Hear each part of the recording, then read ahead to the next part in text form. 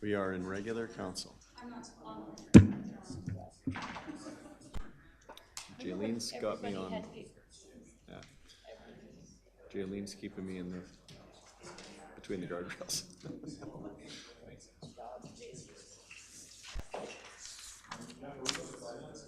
Yeah.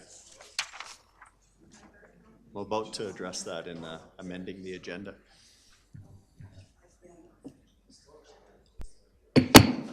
Okay, let's call the regular meeting of April 25th to order.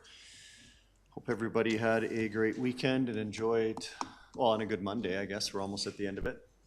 Enjoyed some spring weather, even though it's been kind of spotty. Tonight, obviously, we're going to talk about Greystone. We've got some financials and a train whistle cessation to talk about. But first, let's get into the agenda. We did receive some amended financials. So just to note that these are the financials that are going to be presented to council tonight and not the ones that were in our public agenda. And if we could move the financials to the first order of business on the agenda so that we can hear from our auditor, who's in the room already. And then following that, we'd go into 6A, so move the neighborhood plan ahead of the phase 2 and 3, just like we did in the public hearing, so that they fall in the correct order. And lastly, add an in-camera item.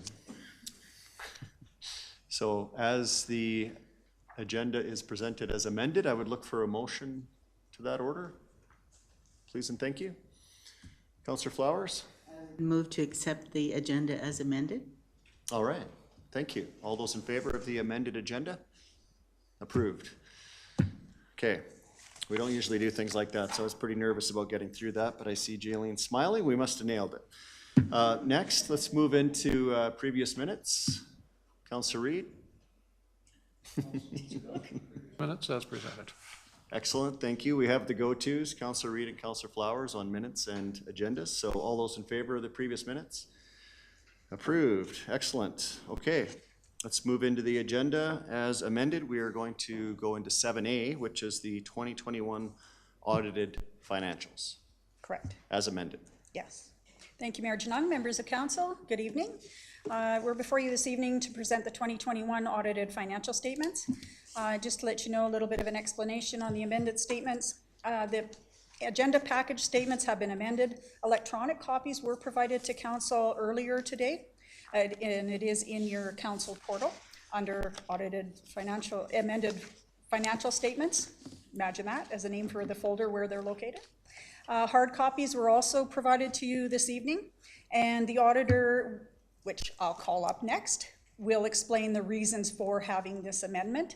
And it has mostly to do with, it has everything to do with the library's financials and not with the town's financials directly. So without further ado, I'll call up Mr. Sean Pilling from MNP, and he'll present his audit findings report. Followed, I will present the rest of the statements.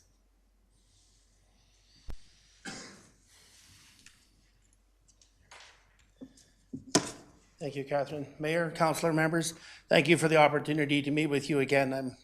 I appreciate seeing all your smiling faces again, although some of them are a little dark here. That's a much better looking picture of me, but anyway.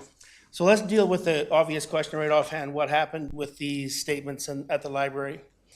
So as we audit the town, of course, it includes the financial statements of the library itself.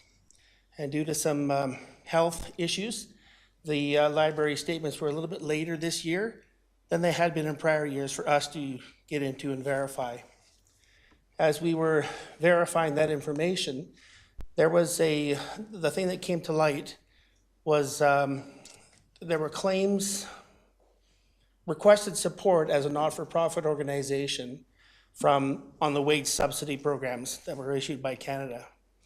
So there's a temporary wage subsidy, which is driven by, without going into too much detail, there's a wage subsidy for the temporary wage subsidy, and then there's a subsidy for the Canada Emergency Wage Subsidy, so TWS and CEWS. The TWS had a reporting requirement with your T4s at the end of December of 2020, And so when the CRA assessed the TWS application, they determined that despite the fact the library is a not-for-profit organization, it was determined to not be eligible because it's a government-owned facility. So as the TWS was denied, so it was that all the other wage subsidies that had been applied for throughout 2021 are likely going to have to be returned as well. Fortunately, the library had been very prudent with their funds, and they've kept it into a separate bank account because there is some ambiguity around it when the application was first made. And as auditors, we determined that the likelihood is, or it's likely you're going to have to repay that to the Government of Canada. As a result, when we discovered this last week, as we're finishing up the review on the library, or the examination of the library records, it was after the statements had gone to you as council members of town council. Hence, the proposal was to make the adjustment to reduce the government subsidies, and hence, so that decreases your surplus and sets it up as a liability to be repaid, all right? And then unfortunately, it's about $400,000. It's just under that, but that's what the amount turned out to be. So hence the statements, because it's a large number, we still wanted to present that to the town to have the adjustment put through the statements of the town, and they were. So that's the main issue. How do I move through this? You'll have to get out of my presentation, we'll have to go into the financial statements, into the, Okay, sorry. Sorry. no, it's okay.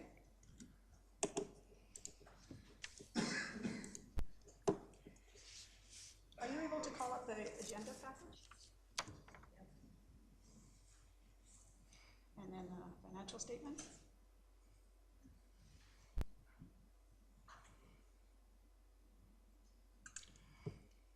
And then if we just scroll down, there you go. For the audit findings. I'll get that for you. Okay. This is just a PDF document? Mm-hmm. Okay.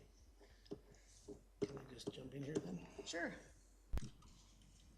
Apparently not. It's not playing nice for me. Okay, sorry. There you go. Now that's... Okay, apologize for the delay. We're good to work with this. So this is our audit findings for the year ended December 31, 2021. So as you all read the package, we have completed the audit, as I previously mentioned, and we're prepared to sign them off upon your approval of the statements and addressing any questions that come up out of them. Our audit report will issue an unmodified audit opinion, and that means it's a good audit opinion. That's the highest level of assurance that you can get from an audit opinion. Okay. Reporting matters. So these are things that typically the council, or if you were on a board, they would be the board issues, the things that the board would be concerned about as oversight or responsibility. So we have an audit service plan that was communicated with the finance department earlier, and we have maintained or still done our work through within the audit service plan. And some of the highlights that we have are on a couple of pages, and I'll touch on those elements in a couple seconds here. When we look at the financial statements, we look at them with a materiality basis.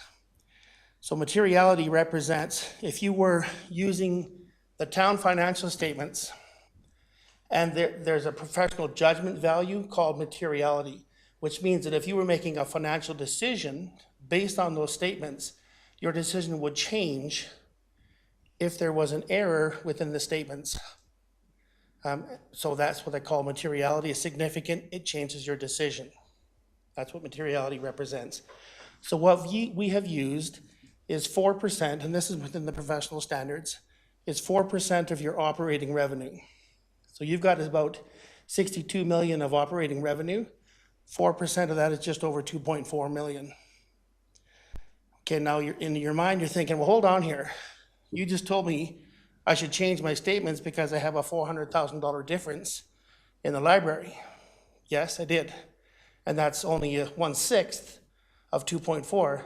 Yes, it is. But the significance, it starts at 2.4, and then you bring it down based on what you're looking at, right? Hence the proposal or the adjustment that we put through for 400, even though it's significantly less than the 2.4. Okay. So what does all that mean? You start at the top and you bring it down depending on what you're looking at. And our decision or our opinion is still that the financial statements are presented fairly in accordance with the public sector accounting standards. Okay. But that's what we use for materiality. Other areas of significance for you, nothing came to our attention that was any instances or any suggestions of fraud. So everything's on the up and up. Same thing with non-compliance with laws and regulations. So if you read this paragraph, it says nothing came to our attention that would suggest any non-compliance with laws and regulations. All right, so that's your double negatives in there. We'll flip that around. You are compliant with your laws and regulations. The reason it's written this way is that we're saying that of the bundle that we looked at, nothing came to our attention. If there was something outside of that bundle that was significant, well, we likely would have looked at it anyway. But if it was outside and we missed it, it may be something to consider with. Having said that, what if scenario, from what we've seen with your compliance with laws and regulations, with the Municipal Government Act, your bylaws, you are compliant with the laws that you would expect to be. These two paragraphs here deal with accounting presentation and disclosures, and it's really summarized in this last couple of sentences down here that the disclosures are consistent with prior year, they're consistent with the public sector accounting standards, and they explain what's going on within the statement, so they are compliant with the accounting standards. We also, as we're doing the audit, we look at your internal controls, and the internal controls are not whether you're getting value for your money that you're spending, but we're looking at, do you have a process to initiate, approve, authorize, transact, and report your transactions. So as we're looking at those internal controls, you are compliant with what you would expect them to be. So there were no significant deficiencies as far as adopting and following those controls. Consistent with many municipalities that I work with, there were some tweaks that can be added to the finance department. Not added to, but to enhance the way that they're processing day-to-day transactions. And so we've had some of those discussions with the finance crew, but they like clarify it's not, the enhancements are just to make it a little better, tweak it up for a little better improvements. They're not a deficiency in the way that the accounts are being handled. So everything, again, is on the up and up. And in our discussions with management, all of our discussions with them have been around what's happening within the town, what are you developing. Nothing need be brought to your attention that would cause you any questions or concerns. This next block of stuff deals with what would have been in the audit service plan. So these are the areas that we consider we want to make sure we want to be crystal clear on to ensure that they are accurate, right? So government transfers for operations and capital. So this government transfers for operations, that includes the amount that we talked about for the wage subsidy that was in the library, right? So it's a significant area. Again, without rehashing it all, that's why we looked at that number a lot closer, like that 400 being only 1/6 of materiality. We still looked at that piece really close to make sure it was recorded properly. And after the adjustment, it is. These other areas, deferred revenue, restricted contributions, Off-site levies, how do you account for those? How do you report those? Whether they are in reserves or contributions or receivables or cash receipts. We're looking at all those elements as we go through it. And they are significant to the town, hence we look at them much closer. Related to that, of course, is your spending on capital assets and your payroll, and then completeness of user fees and other transfers. Again, those are areas that we look at quite closely to ensure that they are reported properly in accordance with accounting standards, but they also meet your internal objectives of watching what's going through reserves, watching what you're invoicing or collecting on with your levies, etc. As auditors, we are required to be independent, of course, and so we are objective when we're looking at things and we talk about the facts. And the result of those is our only judgment is our opinion as to whether they are stated fairly in accordance with the accounting standards. Related to that, we have management representations. So there's a written correspondence at the end of the audit we have with the finance department. And it basically says these are all, it doesn't go through item by item of what we asked for, but the general perception, the general understanding is that whatever we've asked for and needed to verify the statements has been provided in a manner we can reach our opinion, and it has been. That document will be signed off here by finance shortly after the approval by council. Consistent with towns and municipalities and counties or whatever we work with, there are always adjustments. And there are significant adjustments, and what they represent is when you look at your statements, when you budget for and complete your operations throughout the year, you're going to be budgeting for draws from reserves or amounts being put to reserves, right? So all those amounts are in your budget, your operating budgets, but under public sector accounting, your reserves are within your equity sections, and you still need that for operating, which is what you go by on a month-to-month or quarter-by-quarter basis, but they have to be broken down into different buckets when you get into the financial statements themselves. So as a result, there were 8 adjustments, significant adjustments, that accumulated to, now this says 188, but you need to add to that 400 that we just talked about, okay? So these are the adjustments that were put through the year to go from operating budgets and capital budgets to reporting budgets in accordance with the accounting standards. Excuse me. Hence, the 188 is really just 4, can't even add 1 and 4, that'd be 588. Okay, but those are adjustments. For comparative purposes, looking at last year, that number was actually 6.7 million. And again, it depends on, it's not that they're wrong, but it moves from how do you operate versus how do you report under public sector. That's what that is about. And then the last piece of it here, anything that was significant that came to our attention during the audit has been adjusted. And hence there's no significant unadjusted differences that came to our attention during the audit. Hence our opinion, which is in the financial statements as well and is up on the screen in front of you. The statements are presented fairly in all material respects. The financial position of the town at December 31, 2021, and the results of your operations, changes in net financial assets, and your cash flows for the year then ended in accordance with public sector accounting standards. Council, and that is my report. Well, thank you. Appreciate you breaking that down into our terms, at least into my terms. Council, are there any questions of our auditor? Councilor Reid? Yeah, thanks, Mr. Pilling. I think as usual, that was very informative and to the point.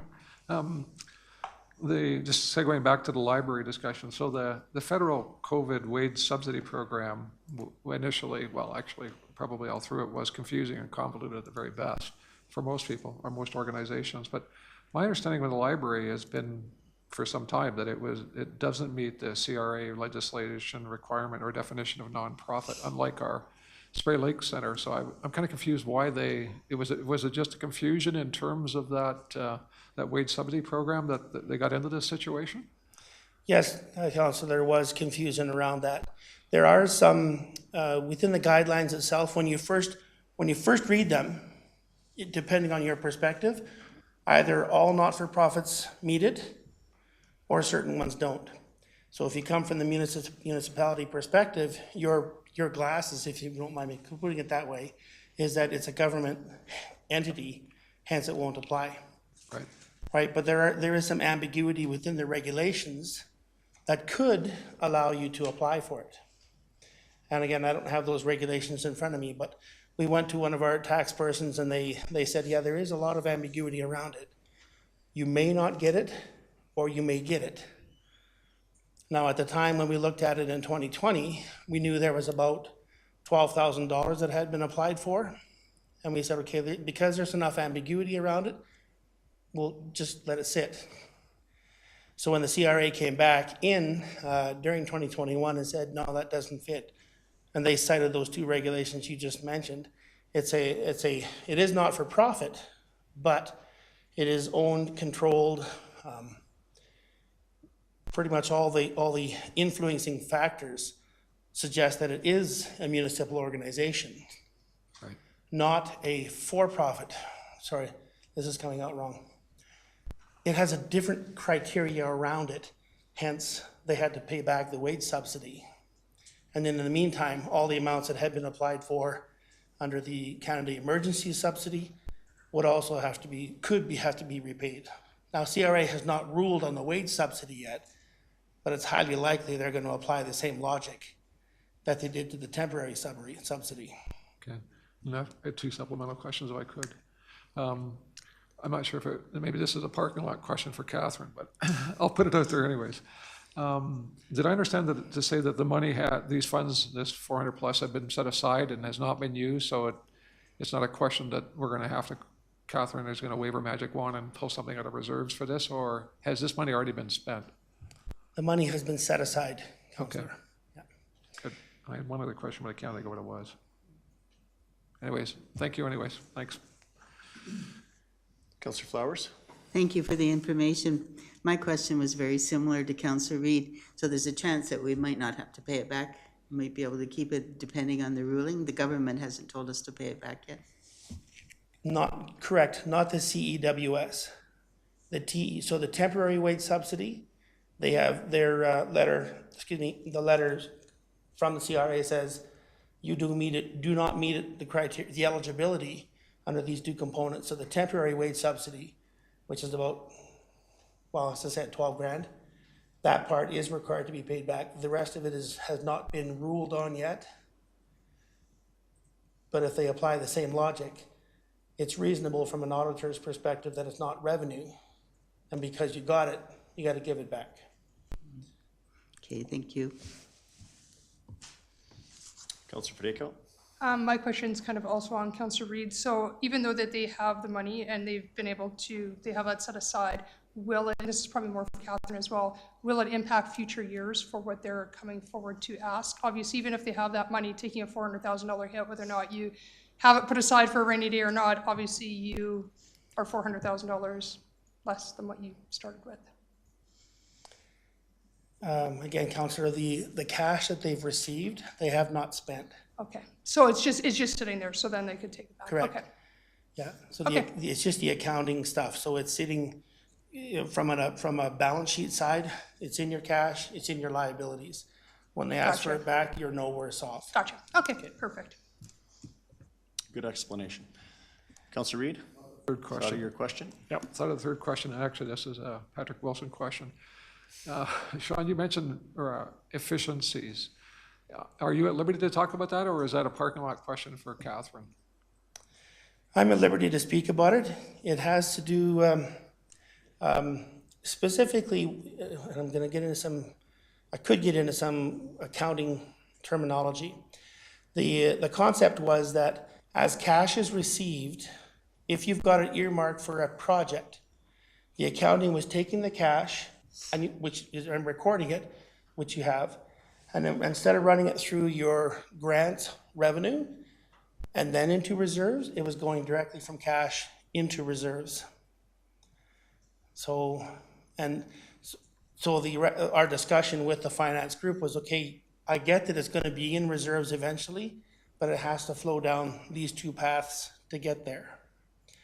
So normally, under accounting terms, like if you look at a for-profit entity, you have cash, and it's either revenue or a liability, right? They don't necessarily get into reserves. There's only two sides to it. When you deal with a municipal organization, you have cash. It might be a grant that you haven't spent, so it's a deferred liability, but it's also set aside in your reserve. So there's, instead of 2 entries, there's 4 entries, at least 4 entries on a municipality organization. And if you set it apart into reserves, it goes from your operating surplus to your reserves. So there's 6 entries under the accounting standards for cash received to build a infrastructure.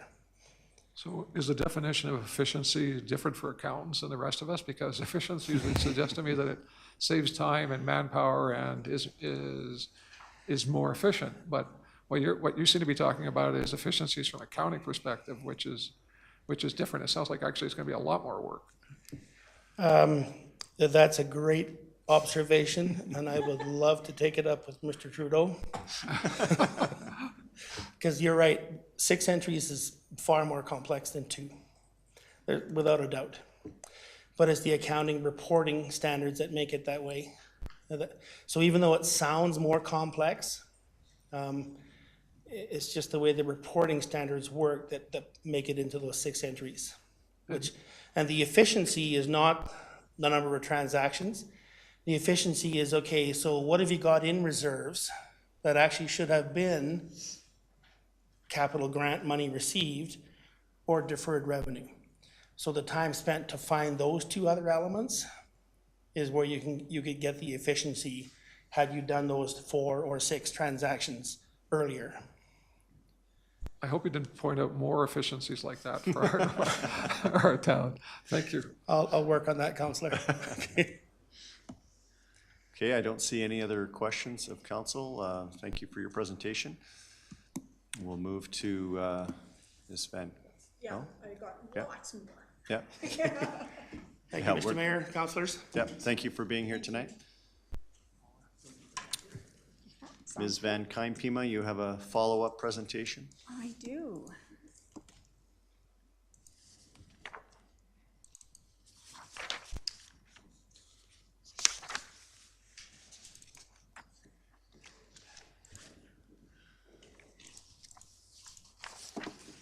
All right.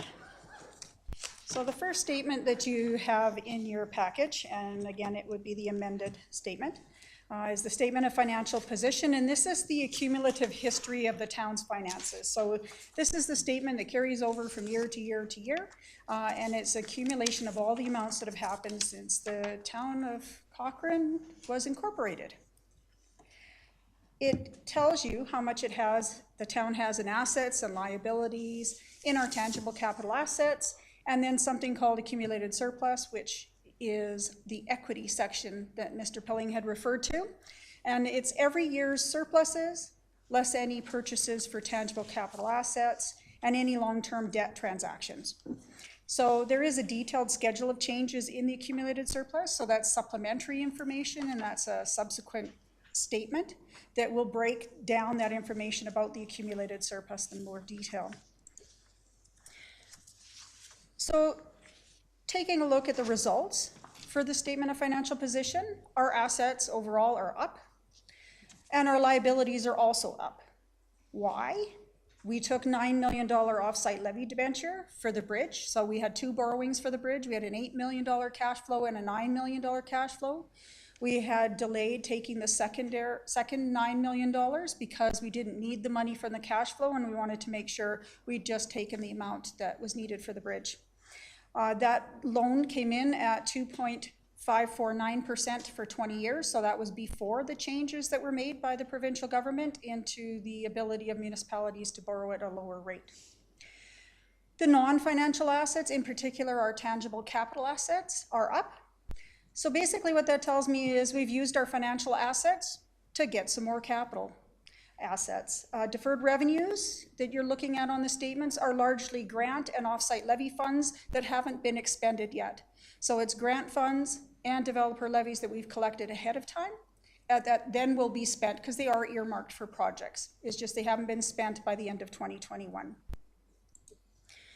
Then we have a statement of operations. And basically what that is, it's for a 1-year period, so it's a period of time. So the statement you're looking at is for a 1-year period for the year of 2021, and it breaks down the revenues and expenses by type, and then it gives you a number that's the excess for 2021. Later this evening, Ms. Galon will bring you the Q4 or the quarter 4 financial results. Those results are calculated, basically, the statement of operations calculated in a municipal way that matches how we budget. Things like we do reserve transfers to and from. We don't budget for amortization. So that makes a little bit different than what you're seeing in the audited financial statements. You can see that there's a huge increase in development levies, and the use of grants to fund capital projects over the 2020 statements. Remember that expenses by type, each of those types include the amortization of our capital assets by that type, and it excludes budgeted reserve contributions. So it's not our operating surplus, as you'll see later on tonight. Revenue of note is higher than both the budget and 2020. We all thought when we were budgeting for the 2021 year, about 6 months into COVID, that 2021 would be a slow year to recover. We probably weren't going to see a lot of activity. Well, imagine our surprise when the opposite became true, and that shows up in the revenues that you're seeing on our statement of operations. In addition, developer levies are significantly up, and that's also reflected in the statement. Government transfers, those are the operating grants and the capital grants that are used to fund our current year capital expenditures or applicable operating expenditures. Anything that isn't expended on a project in that year goes to deferred revenue. So the statement of changes in net financial asset, it provides some more detail, a bit of a breakdown on the tangible capital assets. What happened with them during the year? We also have a statement of cash flows, and that's sort of the link between the statement of financial position and the statement of operations. And basically it takes you through what was your cash balance, cash and investments, what was that at the beginning of the year, what are all the different things that made it change, and then show you what the cash and investments balance is at the end of the year. So basically there's some things that happened on the balance sheet or the financial position, and there's things that happen on the statement of operations or the income statement. And that breaks it down and tells you what happened. How much did you spend in regular operations, in investments, and also how much you got in each of those sort of types of categories. So cash and investments are up $13 million over 2020. Then we have a schedule of changes in accumulated surplus. So this is the one I talked to you about a little bit earlier and said this gives you more detail about that equity section and what are some of the things that have occurred in there that's caused the accumulated surplus to change. Of note, you might look at that and you'll say, oh wow, we have $544.7 million in accumulated surplus. That's great, we have all this money to spend. Except 86% of that has already been spent on assets. So the 544 million and change is not money that's sitting around in a bank account waiting for us to spend. It's an accumulation of all of the year's ins and outs, and this is the net balance. And it also includes assets, so that's stuff we've spent already. We also have 48 million is in reserves. That's the restricted surplus that the statements refer to. So that's the money that's earmarked. That includes offsite levies that we collected that haven't been spent yet. Those include municipal reserve monies. So that whole 48 million is set aside as reserves in accordance with what we've reported to council during budget time. And then there's $26.9 million in unrestricted surplus, and that's just the accumulation of the ins and outs ever since the town was incorporated. So then there's other supporting notes and schedules. The rest of the financial statements basically just support the main statements at the beginning.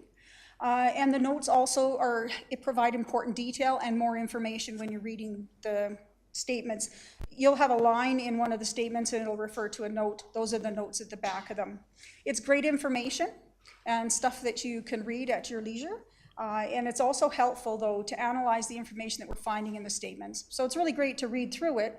And you know it's in accordance with the public sector accounting standards, and that our auditor has said that they have an unqualified opinion, which is great. But I think probably what you're going to want to know is something that I provided last year as well, is how does the town of Cochrane stack up over time, and what are the trends that we're seeing, and how does the town of Cochrane sit in comparison to some of the other municipalities around us. So again, I did my ratio stuff. So Cochrane's in blue.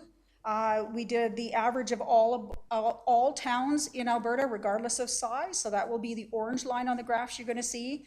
The green is, and again, when I first did this, I just took what the last population I had. So the 2018 population, anything that was 40% above or below Cochrane's, I grabbed those towns that were within that population range. So that's the green line. And then I basically took what's the whole amount for all Alberta municipalities, and that's the red line. And again, with the population 40% above or below Cochrane's. So that's what we're looking at in these ratios. So there are ratios that we do to see how sustainable the town of Cochrane is. How are we able to continue going in the future with the funds that we have? Are we going to be able to sustain ourselves financially? So there's 4 different ratios that tell us that. One of them is the assets to liabilities, and it's the extent that our finances are issuing debt is how we finance our operations, which we tend not to do. We don't take debt to finance our operations. We take debt to finance capital assets. So a ratio of greater than 1 indicates that our accumulated surplus, we do have that, and that assets are greater than our debt. A ratio of less than 1 is not so good, because that's the opposite of that. So the town of Cochrane, as you can see, ever since 2017, we've been significantly above all of the other comparators, towns, other municipalities, although we are decreasing slightly. And that's mostly because we took the $9 million debenture in 2021 that we didn't have before. So this is looking at all assets compared to all liabilities. So financial assets to liabilities, this is a ratio that of less than 1 indicates that future revenue is going to be needed to pay for the liabilities that we incurred in the past. A ratio of greater than 1 indicates that we do have the resources that we need to pay future operations, and trends showing a decrease in the ratio indicates increasing net debt or decreasing assets, or both. So as you can see, again, Cochrane is quite a bit higher up than everybody else, which is good. We have more than double. For every dollar of liability, we have more than $2 available to pay for that. So we're in very good shape. Not that other municipalities aren't in good shape, because no one's below the line, but we are better than our comparators, and continued just as we found last year. So then we have something called the current ratio. And the current ratio, again, we're looking for a ratio of greater than 1. It indicates that we do have enough financial assets. So last time we looked at all assets compared to all liability. The current ratio compares what are our assets that we can quickly turn into cash, whether it's cash, investments, or accounts receivable. So if we had to quickly pay off a debt, do we have sufficient assets to turn into cash that we can make that payment right away? So what my analysis has shown is that we are decreasing. Are we in a scary position? No, we still have more than $2 for every dollar of current liabilities, but we are decreasing.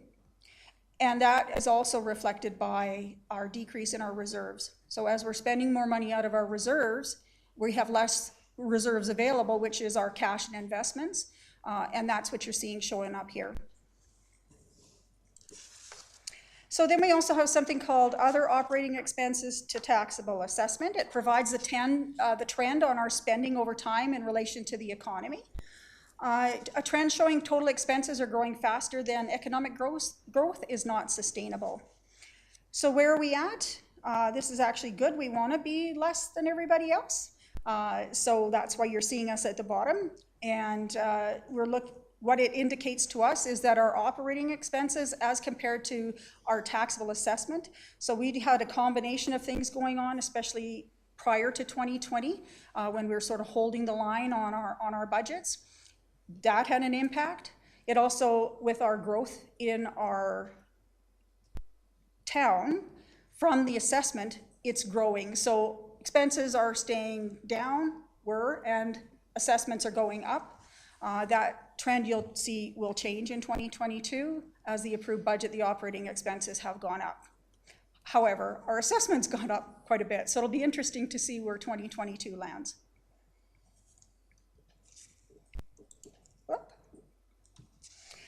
So those are sustainability ones. Then there's things called, there are ratios that tell us how flexible we are, or how nimble we are, or how quickly we can adapt and change when there's opportunities or challenges arise. So the ones that we look at are 4 different ones. There's debt charges to revenue, the debt to revenue, net book value of our tangible capital assets, and then of our own source revenue compared to taxable assessment. So our debt charges to revenue, it measures how much debt repayment is as a percentage of the revenue that we're bringing in. So how much of the revenue we're bringing in are we spending to pay back debt that we took to fund things in the past?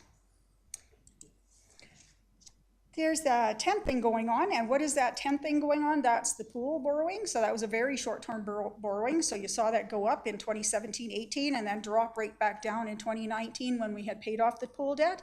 And even though since then we've taken 2 debentures for the bridge, you can see that we're significantly below our comparator municipalities and that we're fairly in line, and less than 3% of our revenue is going to pay back debt, which is a very good position. I don't think that puts us at a large risk at all.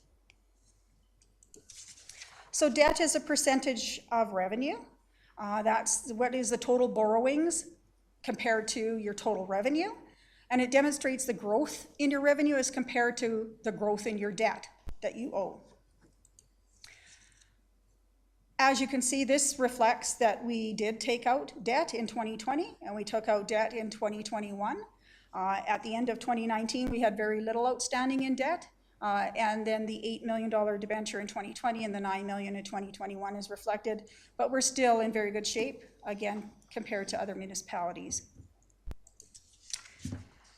This next one is the net book value to the cost of tangible capital assets, and this basically tells you how old are your assets. So as you can see, our assets are fairly young. They are getting a little older.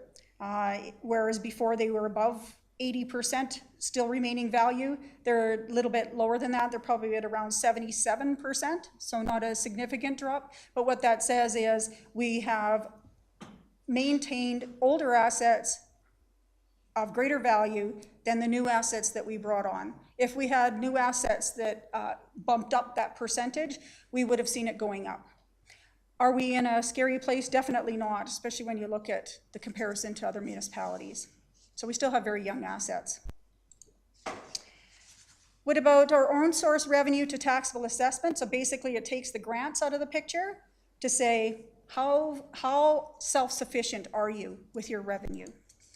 And as you can see that our own source revenue to taxable assessment is decreasing, and we are below other municipalities.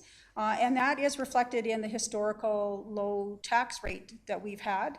We've kept operating expenses down, and that's what we're finding. Because our revenue, we only collect enough to offset the operating expenses that we need to fund.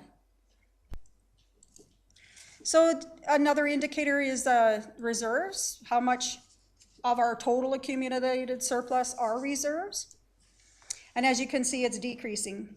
And that's not surprising. That's information that we have been pointing out for a while now, is that the balance in our reserves have been decreasing because we've been spending out of them faster than we've been putting money in, and that is shown on this particular chart.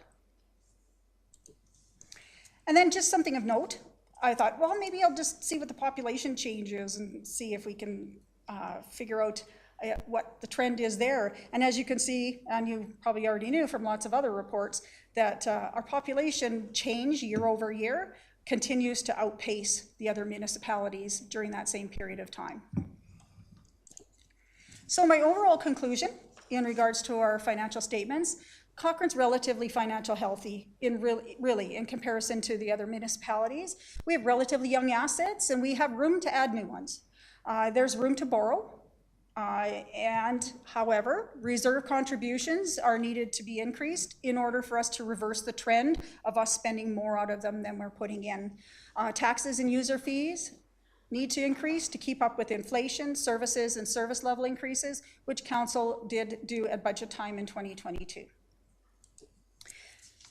So that leaves us with the resolutions I'm looking for council to pass this evening, if you're in agreement.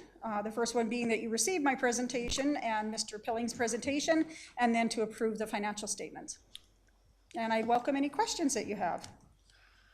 Thank you, Catherine, for your presentation. Lots of information as usual. And I'll post this presentation in the council portal. Excellent, thank you. Councillor Reid?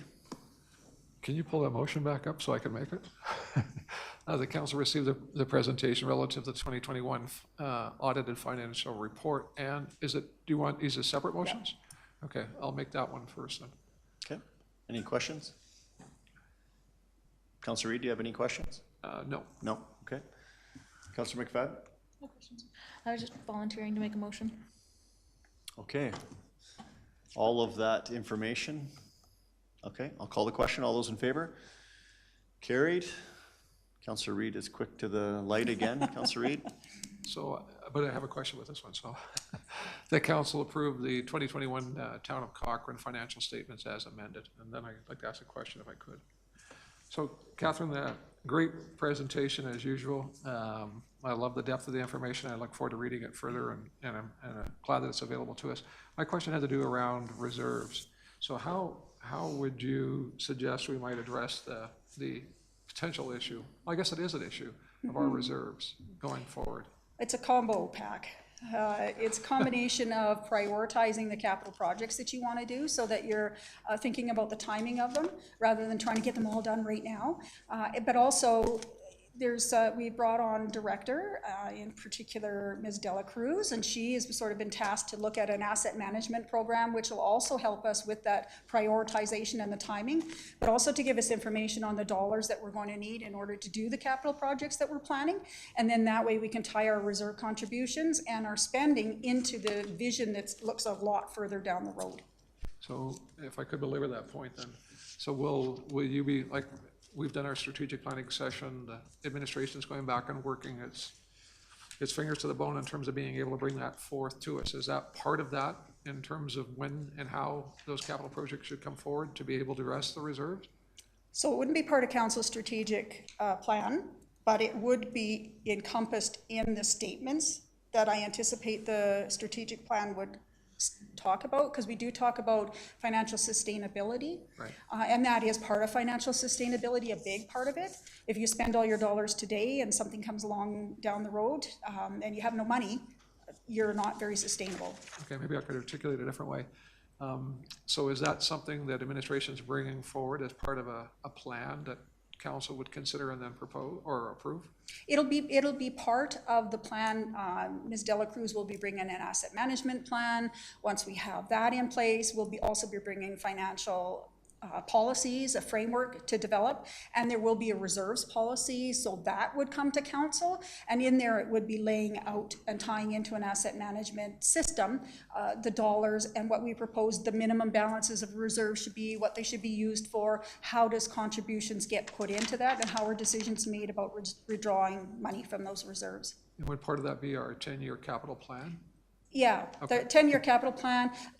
it shows up in lots of different places, but the 10-year capital plan is one, the asset management plan is another. When I did work for the town of Canmore, I put together a long-term financial strategy, which basically took the asset management plan or all the different master plans we had all over the place, put them all in one place, calculated out how much money we would need, and say, okay, based on that, how much would we need to be putting into reserves each year? And so I foresee that sort of being the goal at the end of the whole process. And when do we expect that would come back to council, and in what form? Is it going to be a piecemeal form in terms of each of those? Yeah, it's going to be piecemeal form. Okay, thank you. Sorry. No, good questions. Oh, sorry, Councillor Flowers. Thanks for all the information. It sounds like we're pretty healthy overall. Yes. Good. My one question was about the 26.9 million unrestricted surplus accumulation since we incorporated. How do we compare today as into the few years of the past? For the most part, I think we're pretty comparable. It's gone down slightly, but not alarmingly so. Is that where we take emergency things, rainy day things from? Or, No, that would be out of the reserves. That 26 million is basically just a running total of what the surplus was each year, and then what things have been pulled out to put into reserves. The problem with that accumulated surplus, it's calculated each year based on the public sector accounting standards, and it's not calculated on the way that we calculate the surplus or the deficit. So it's not that this is cash sitting somewhere available to do things with. So it just sits there gathering up interest? Yeah, no, it doesn't have interest. It's not invested anywhere. It's just an accumulative number that comes out of the financial statements each year, and you just keep adding it or taking it away each year. Okay, thank you. Councillor Federico. How would the population growth affect us? Because I did notice on that graph it was only to 2020, so I imagine that 2021 is higher. I imagine we're probably predicting 2022 is going to be higher yet. Yep. So how would that impact, obviously, us going forward? I'm sorry, I missed the last part of the question. How would that impact us going forward, say, from a financial perspective? Well, I think actually what you're going to find is how it impacts us is that we have a lot more people in town that we're providing services to, and therefore we're collecting more revenue, but we're also busier than we've ever been, and it also requires more resources in order to service more people. So I think that's where you're going to see the impact. One of the challenges, though, with the population numbers is the province is no longer accepting municipal conducted censuses. And so therefore those numbers are estimates provided by the province. So we may have to start using a different mechanism, maybe measuring dwelling units in each municipality might be a way that we'll have to change so that we get a little bit more accurate numbers. And I know that we've discussed as council just about providing maybe the public with more clarity as we grow. Our pathway network increases, our roadwork network increases, and just so that they understand that yes, although they're paying more in tax, everything else has increased, right? And so what does that cost per year for new growth really meant, right? So I think that's an important thing to keep up when we go into budget and discussing what it's going to cost. Yeah, thank you. Okay, I don't see any other questions. Councillor Reid put the motion on the floor to accept the financial statements as submitted as amended. All those in favor of that motion? And that carries. Thank you, Ms. Van Kyn-Pima. We'll move to 6A, and I should make a note at this point that Councillor Nagel is not going to join us. I think it's pretty apparent he is out of town. So thank you, Councillor Reid, for the reminder to make note of that. You'd like a break? 5 minute, sorry, Candace, could we take a 5-minute recess and let's cut the feed and we'll come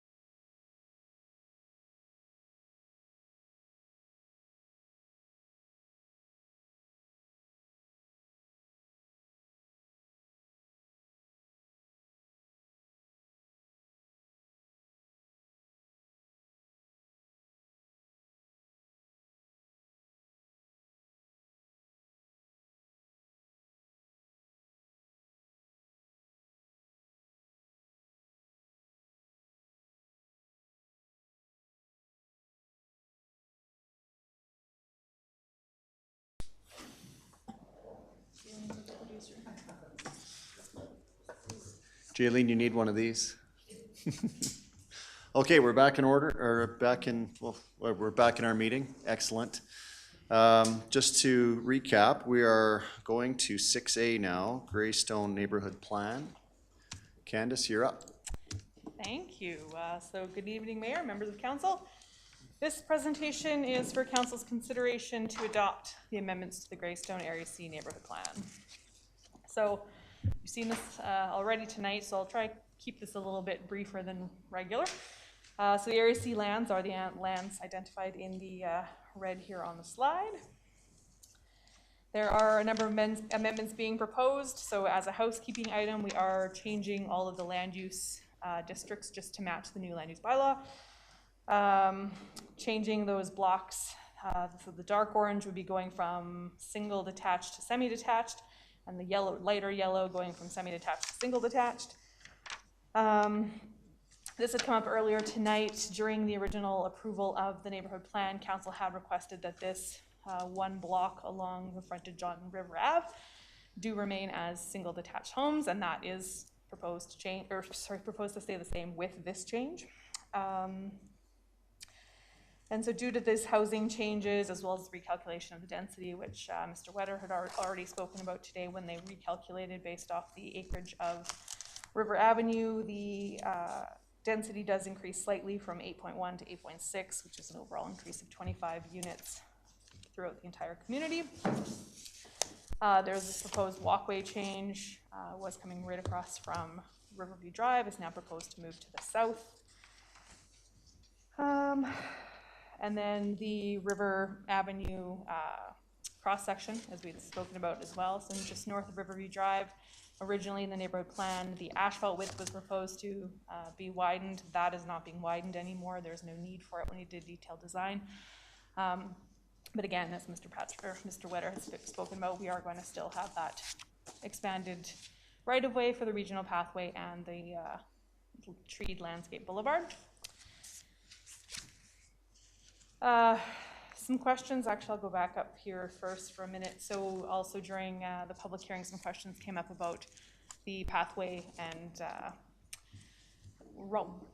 right of way along River Avenue down to the river. So a pathway has been installed already up in this location here. And then as we do move through the neighborhood plan process with the sawmill, it will be the expectation that the pathway does continue and a treed landscape buffer would continue as well. And then we will definitely be looking for these east-west connections into that land as well during that neighborhood plan as it's developed, and as well with the area to the south. So that would continue on with the pathway, the treed boulevard, and then some other connections in through here. So all of that will definitely be addressed with those two future neighborhood plans. And then the final change being proposed is the phasing, which again has been spoken about a fair bit tonight. So originally it's proposed to develop primarily from the east to the west. And with this proposed change, they would be bringing on some of this residential first, just to help support their commercial endeavors. And so technically that change wouldn't have required a neighborhood plan amendment because they did have access and infrastructure servicing to address that phase, and that was a clause in the neighborhood plan that it wouldn't actually need an amendment if that was done. However, because we were opening up the neighborhood plan anyway, we did want to get this phasing plan a little bit more closely aligned with what the future plans for the development were. One of the other things the council did request specifically in 2018 when they did adopt the neighborhood plan was that this immediate phase, this immediate block right adjacent to the sawmill be left as the last phase of development, just to delay residential homes backing onto the sawmill operations as long as we possibly could. So the applicant has respected that with the new phasing plan as well and left that as the last phase of development for that reason. So with all that being said, administration is recommending that council do adopt the amended Greystone Area C neighborhood plan. Okay, thank you for your presentation. Council, look for a motion. Some questions? Everything with this one? Thank you, Councillor Fedeko. I'll make the motion that council adopt the amended Greystone Area C neighborhood plan as presented. I do have one question, and it falls into phase 5. I'm kind of hoping that phase 5, and I don't know if it's possible, could happen in conjunction with phase 4.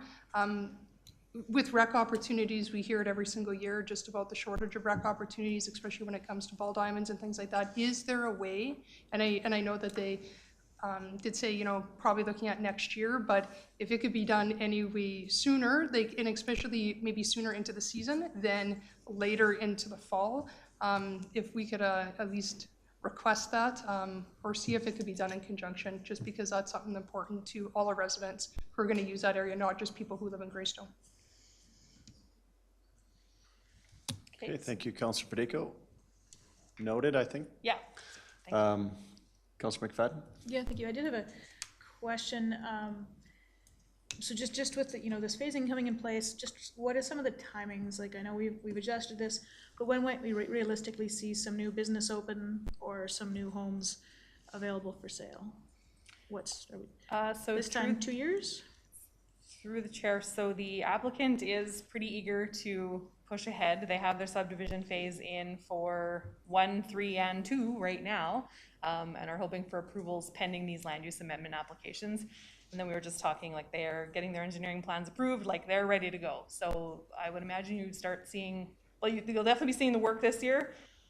Hopefully homes, like show homes will definitely be in there this year. I'm hoping other homes, but that would kind of be up to the applicant and their timelines on getting the work done. Sure. Yeah, it's great to see this, you know, moving ahead in a tangible fashion. I think it's really going to be an asset to the community, and I think, as my colleagues have really highlighted, that the sooner we can get those connectivity pieces built into it, the better for all concerned. So anyway, thank you very much, and I certainly support the amended Greystone neighborhood plan. Thank you. Councillor Flowers? Thank you for the information, and I agree with Councillor McFadden. It's a great asset to the community. I'm just wondering about the lot sizes. So it's developed under the new land use bylaw, but not the really tiny lots that we weren't happy about. Is it? So through the chair, in phase 2, they did submit it under the old land use bylaw. We did look at it that way. There were 2 lots that were slightly below what the old land use bylaw has, but they did fit under the new land use bylaw. So the majority of the lots do comply with both. There were just 2 lots that were slightly smaller that would be approved under the new land use bylaw. Good question. Thank you, Councillor Flowers. Councillor Reid? Yeah, I was going to ask my questions later, but I think I'll do it now, and if I need to park them, I'm happy to do that. Noted.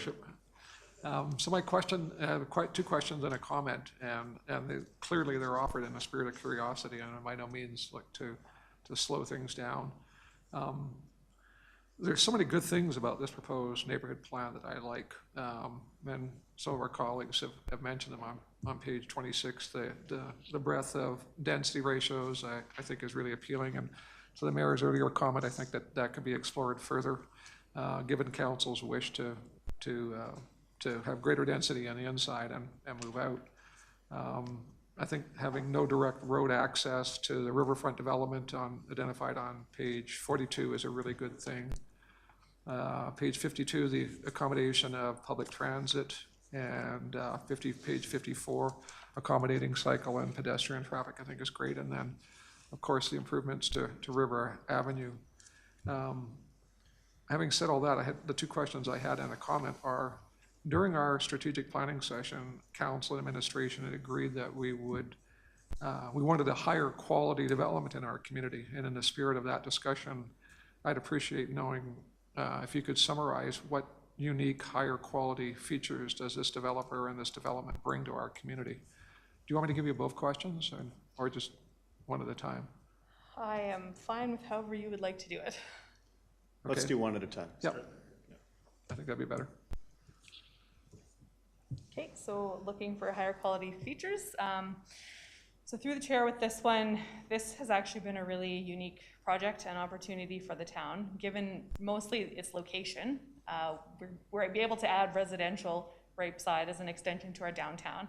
A lot of municipalities don't get that opportunity. They don't just have land sitting there available for that. So that's a really great thing about this. Another really neat thing, it has everything from single detached right up to apartment style condos and townhomes. So you could technically age in place if you wanted to, if you wanted to stay in the community your entire life. Another thing I would note from a planning perspective that you do not see is this has residential, commercial, and business industrial all in the same community. That doesn't happen generally. So even if somebody wants to live in the community, walk to their job in the business industrial park, super easy to do. I don't know, it provides that amenity space that you can now provide connectivity as it's developed through to get to Spray Lake Sawmill much easier. You're gonna have the connections down to the river with the pathway system. I think it brings a lot of benefit to the area myself, so. So just summarizing some of the features in addition to the ones that I referenced would be the catered a great opportunity in terms of residential development. And then mixed light and industrial with residential. So those will be the kind of highlights for you. Through the chair, Okay. yeah. The second question I had was on the bottom of, on page 3, the background information, there's a reference to a concern with the overall impacts of Greystone development to the adjacent community of Riverview. It says that the Riverview Community Association recently or previously had no comment on that development, and I'm just wondering if, I recognize there was one comment at least, if you could just tell me what was going on with Greystone and Riverview? Yeah, for sure.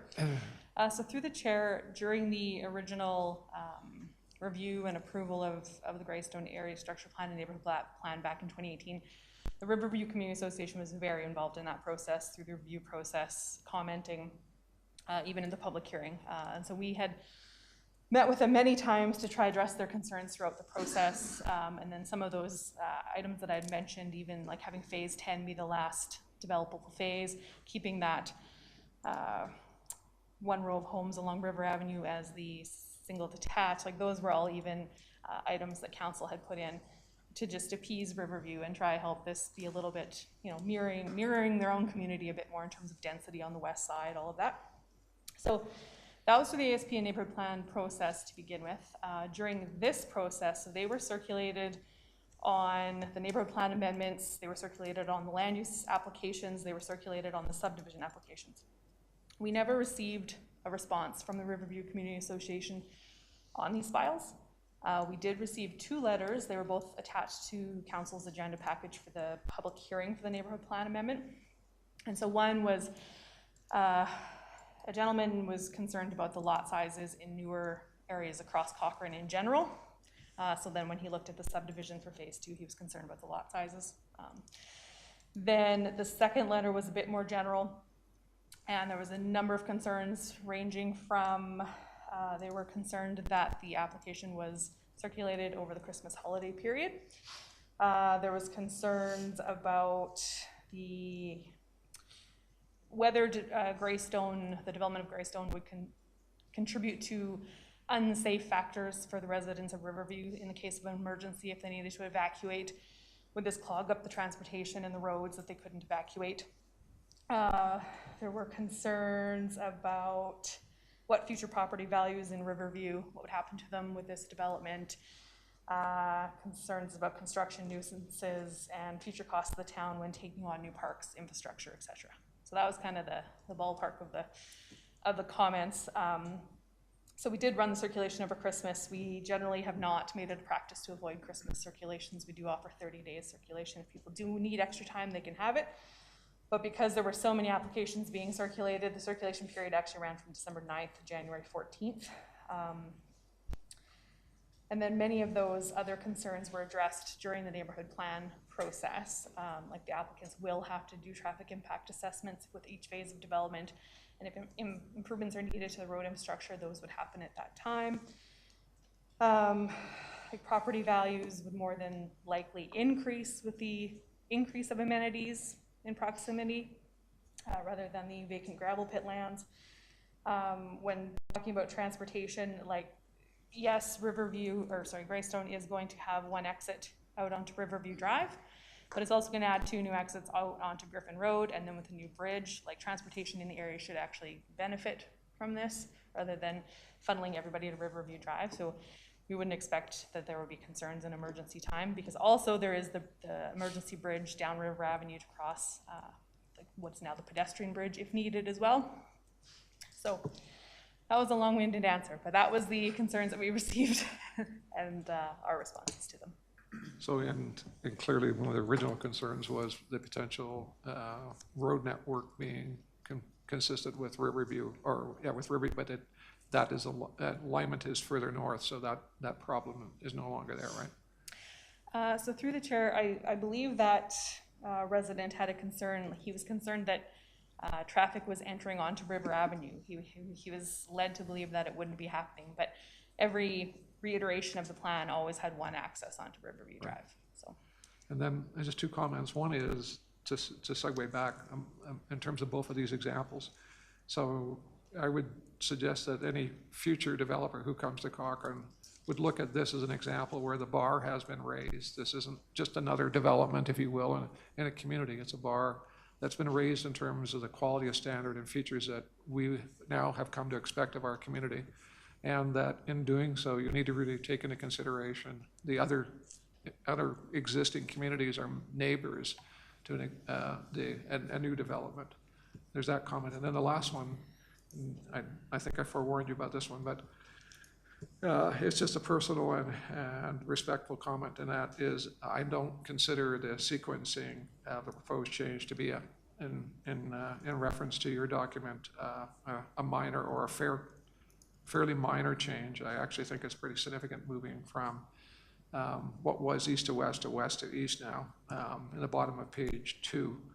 And while I appreciate that it's purely economical and I get the reasons why and I'm in support of that, I think it's a major change. And I think I would like to ask that in the future, rather than any amendments to a neighborhood plan that involves sequencing, rather than just coming to council as a courtesy, should actually come to council for approval. I think it's important enough that council, that decision be left with council and not to the wishes and whims of a developer. But that's just my own personal comment. Mr. Hindman, do you have a comment? I just wanted to follow up on a couple of comments that Councillor Reid made, having worked with the applicants through this whole process over the last several years, and certainly working with Ms. Bannock as well. I can assure you that the intent of this developer is to have a high quality development. A recent conversation when we were talking about the different forms of development in the first phases. So there is the commercial development, there's a multifamily, there's the hotel that was referenced today, there's the residential on the west end. So how do you tie all of that development together to have that sense of community and that unique identity for Greystone? They've also talked about community entry features for this community. So it is clearly defined that you are entering into a unique community within Cochrane. So I think that addresses the concern certainly that was raised through strategic planning and ensuring that the bar is set very high for future developments, and I would expect that would continue with this. The other thing that I wanted to share is with the phasing, I think there's some significant benefits in this for the town as well. I think some of them were raised this evening. So the pathway connection or sidewalk connections that will be provided for residents of Riverview to get to Spray Lakes, I think is one. So in the next couple of years, you would have not only the pathway connection on the river, but also one through a residential community, which would provide different forms of access. There's also looping of water lines that will occur. There's currently one water line that goes to Spray Lakes. Of course, this is a significant investment that is owned by the town. So we will have a second water line. So in the case of an emergency, I think that provides some resiliency for us as well. And then the last thing I'd share is I think when this was started, there was a lot of concern about this developing east to west. And you've heard about market conditions. I think the market conditions do benefit this moving forward, but I think also for our community to see all the different types of uses, being single family, the multifamily, as well as the commercial site, all developing at one time, will accelerate this development. And when we last spoke, they said, this may be finished in, 6 to 8 years, which would be an incredible addition to our community. So I just wanted to provide some context in terms of those comments. Thank you, Mr. Heineman. Councillor Wilson? Thank you. It's kind of on the same topic we were just going on there, and that's on page 11 here at the bottom. It says, the built form for Greystone is envisioned to take strong inspiration from the town's Western Heritage design guidelines with a modern twist. And I was just hoping we could, in broad strokes, talk about what perhaps separates Greystone from a community anywhere else in Alberta. How do Western design guidelines affect the built form, the houses that we'll see that are going to go up in Greystone? If we could touch on that. Thanks. So through the chair, with as part of the new land use bylaw, there is the new Western Heritage Design Guidelines. That will definitely be applied when these development permits come forward. Let's see if anything more to add to that one. Well, from a recent conversation that we had with the developer, I know that they're working to ensure a specific community character. And as I alluded to with the different uses, if you're doing a hotel, you have a major anchor retailer or grocer. They've all got their individual characteristics, but something that ties this entire community together. So I think they're reflecting on the community identity for Cochrane with the Western heritage, but also having an opportunity to have a modern flair to that as well. So certainly having the existing Western heritage design guidelines in place, but of course we're trying to move forward as we brought forward and before the Western Heritage Design Framework, so the revised and the changes which would provide some additional tools for our staff. So we're confident that this will be a top quality development in our community. Okay, thank you, appreciate that. I'm still, I think a lot of council, maybe I speak for more than just me, I'm still trying to wrap my head around what the changes to the Western Heritage themes, what's happening as we look around town. And as a follow-up question, if it's appropriate here, this isn't one of our zones identified. I think we had 4 zones as part of the new Western framework. So this will be kind of what we see outside those 4 zones will be applied to new communities that come on board. That's correct, and then certainly the developer will be providing their own sort of interpretation of that Western heritage, but as I said, with that their own twist to that. Okay, I appreciate touching on that. Thank you, Councillor Wilson. Councillor Federico? I only had one quick comment. I actually think that, as developers, you've done a great job on bringing this forward and also working with the neighboring community of Riverview to address some of their concerns. I think I sometimes wish all planning things came forward this clear and this concise, and over that amount of time, I don't really ever hear any complaints about somebody complaining about the Greystone development other than driving down the hill, everybody wants to see the big patch of dirt gone, and so that they can get back to seeing something right in the middle of our town. Mr. Hyman, you answered the one question I had, that I know that this is a guesstimate of time, but 6 to 8 years, full development, ideally? It all depends on the market and how quickly. I think that was, and it could potentially be a little bit faster, but obviously there's a lot of development to go here, but I understand there's quite a bit of interest, and yeah, we're excited to see this. I think this is the first steps in really a transformational development for our community. And last question, just from a public side point, how many people would be residing, guesstimate again, about in the entire neighborhood in full build out? I think that's a hard one till we give land use to other sections, but. Just as an estimate, if it's 5,000, 10,000, 15, 20, maybe not, just joking.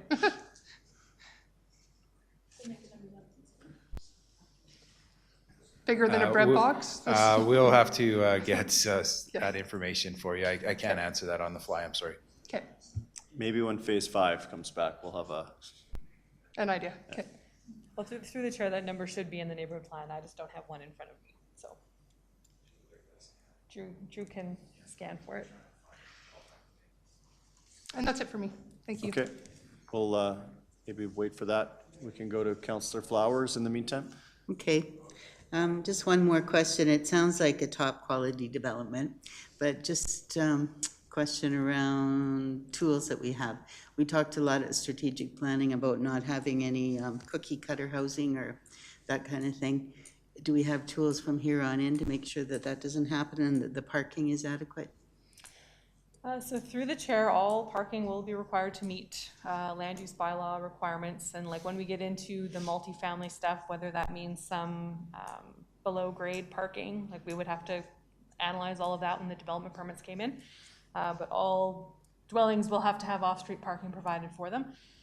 In terms of tools on the architectural side, so in the neighborhood plan, there was actually also some additional architectural guidelines in the appendix of the neighborhood plan that we would follow as well. Different districts with different characteristics to them. And then as well, developers will typically develop their architectural controls for each phase as well. What is allowable, what is not allowable, just to make sure that they have some control as well over what is going in. So there's no neon pink house, for example. So there is tools that way as well. Okay, thank you. Mr. Hyman, you have a rough estimate on population? Yes, 2,000 people-ish. Thank you for that. Councillor McFadden. Yeah, actually, Councillor Federico and I were kind of in sync. That was going to be my question. I do agree this is going to be like a signature development, and I think it's going to be one of those communities that other communities look to as something they wish they could do. So I'm really excited about it. But since we're getting into some detailed questions, and I don't know if we got the answer last time we asked this, do we know which grocery store? And I know this is not even close to a neighborhood plan question. Yeah, that's so offside. So on, but that's the question I get, is like, what grocery store is going in? And I know it was almost we could tell you last time. That is still pending. Still almost we can tell you? Yes. Thanks for your neighborhood plan question, Councillor McFadden. Yeah. Okay, segueing back to the neighborhood plan. I know it's a good question. I've been asked it 100 times. Question that I had for the applicant, but just following up with administration on opportunities in the future to provide land use in other areas for opportunities for change of use, density, et cetera, still remain with council. Yes, through the chair, definitely. And Mr. Heineman answered my other question, which is around utility-based and what other benefits could we see in that regard. So thank you for that. And that would, I'm not going to repeat everything that colleagues said, but I agree that this is a may not be a minor change, but it's a change for the better, I think, and excited to see this come on stream. I don't see any other lights on, so I think we have a motion. Councillor Federico, you put the motion on the floor that council adopt the amended Greystone Area C neighborhood plan. All those in favor of that motion? And that carries. Thank you. We're going to carry on with Greystone Phase 2. If you're following along at home, we're at 5A now.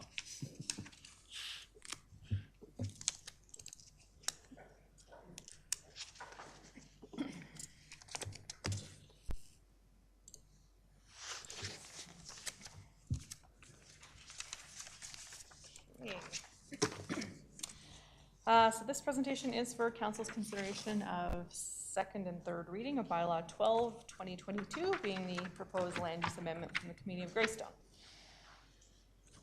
So this is Greystone, and the area identified in the red box there is phase 2. So this is approximately 16.3 acres. So this map was from the, I guess now previous Greystone Area C neighborhood plan. And so you can see here that the proposal was to change the land use to a mixture of R1, R2 being single and semi-detached, and then the park space, of course. So then when we moved into the new land use bylaw, the most comparable districts to those two were the RMX for the semi-detached and the RLD for the single detached, and then PR for the public service or the park space. So now that the neighborhood plan has been amended, this land use amendment is now in full alignment with that new amended neighborhood plan in terms of those blocks that we're changing from single and semi-detached and vice versa. So during first reading, a question had come up about allowable uses under some of these new districts in the new land use bylaw. So I just wanted to include the allowable uses for these districts. It was in the council report, but I'm just going to put it up on the screen here as well. So you can see that within the residential low density district, the RLD, the allowable uses are primarily single detached dwellings, and then just some auxiliary uses also included, so bed and breakfast, home occupations, secondary suites, etc. And then here are the allowable uses for the residential mixed district, the RMX. So this is basically the new R2 from the old land use bylaw, so the most kind of flexible residential district, so it allows anything from single detached right up to the multi-unit dwellings, so that could be townhouses or fourplex, that kind of thing. And then so with that, now that the land use amendment is in alignment with the new neighborhood plan, administration is recommending the council do give second and third reading to bylaw 12, 2022. Again, Councillor Reid, quick on the light. Please go ahead. I think I'd want to get home, right? I would move that council give second reading to bylaw 12, 22. No questions? No question. No, we've talked about Greystone quite a bit tonight. I think we're all well aware of what's going on. I don't see any other lights on, so we will call the question. All those in favor? Carries. Phase 2, and then... And I'll move third reading of bylaw 12, 2022. And all those in favor of that motion? That carries. Thank you. Phase 2 approved. We'll move to phase 3.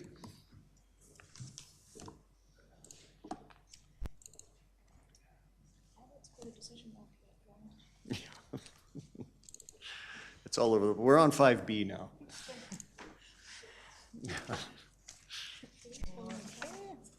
I got flags and papers all over the place here. All right, so this presentation is for council's consideration of second and third reading. Greystone Phase 3 being bylaw 13, 2022.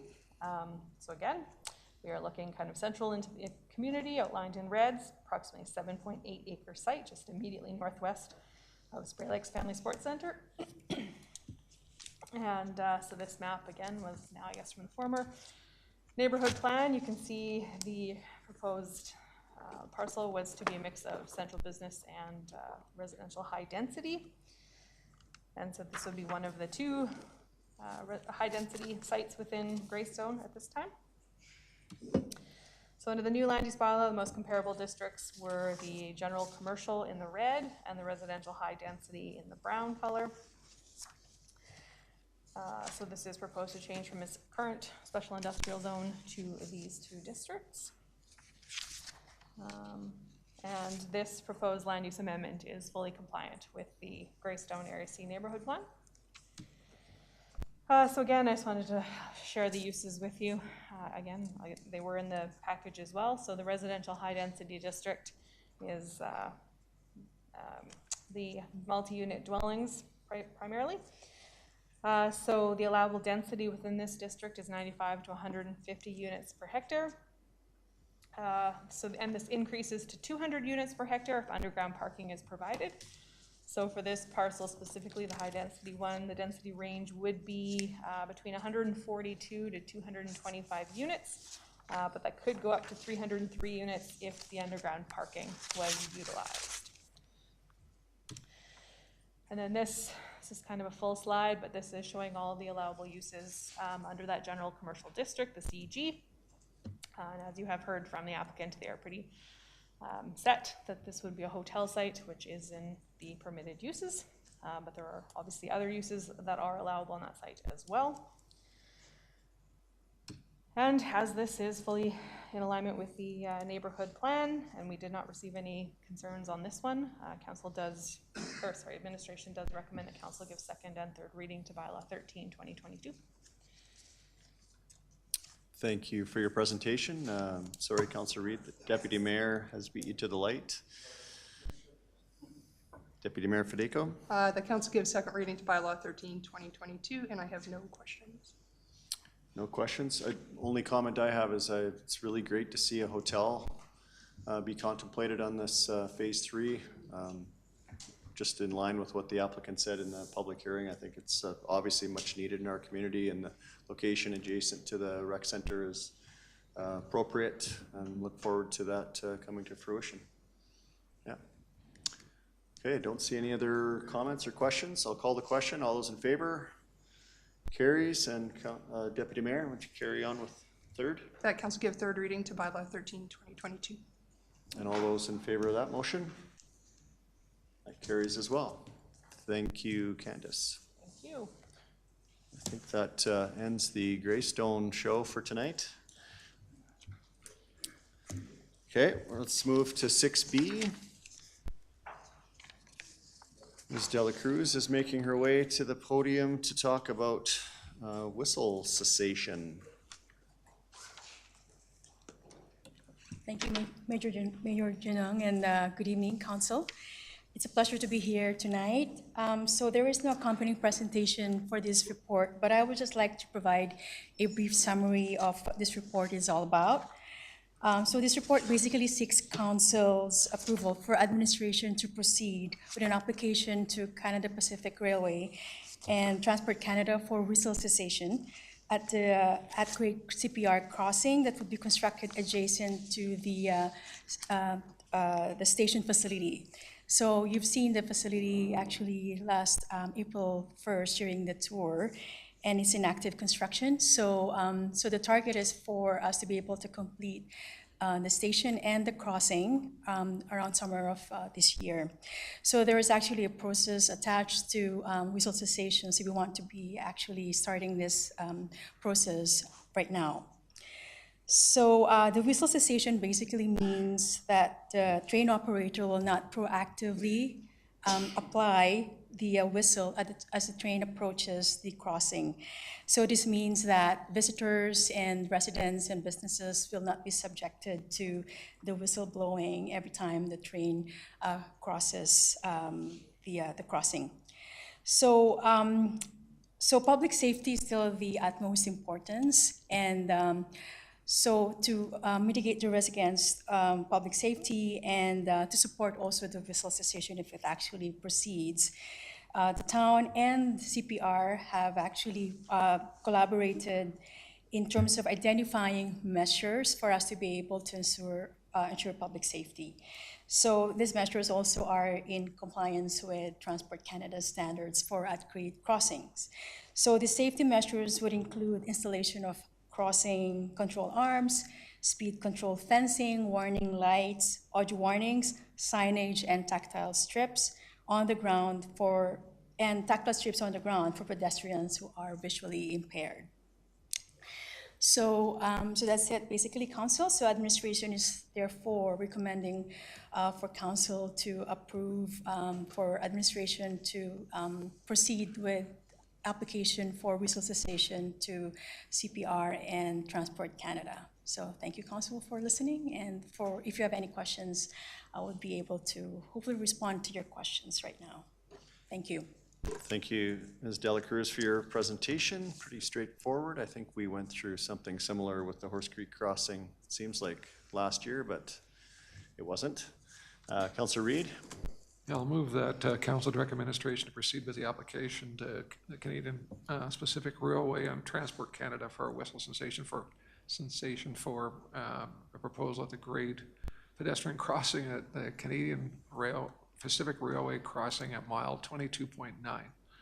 I had three questions. One was actually address the mitigation of crossing issues, which I think is really important for the public to know if we're doing away with the whistle that we seriously taking into account public safety. The two questions I had were, is mile 22.95 the distance from Calgary to that crossing? Or where does that, like, why is it 22.95? That's just a curiosity question. And then the second one is, what will be the timing of this? Does it, working with the Canadian Pacific Railway, at least my personal experience has been in other issues, it takes forever. Like they move at a snail's pace, even though they're a railway. What do you anticipate would the timing be for this?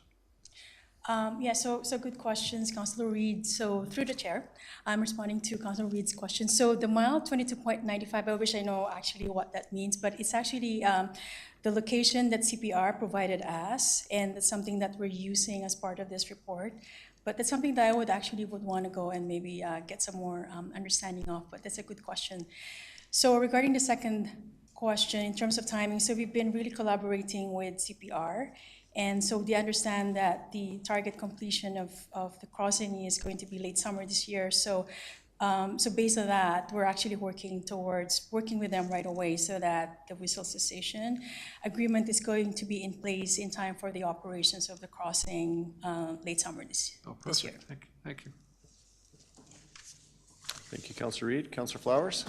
I'm really glad to hear there's lots of safety options and we don't have to listen to the train whistle.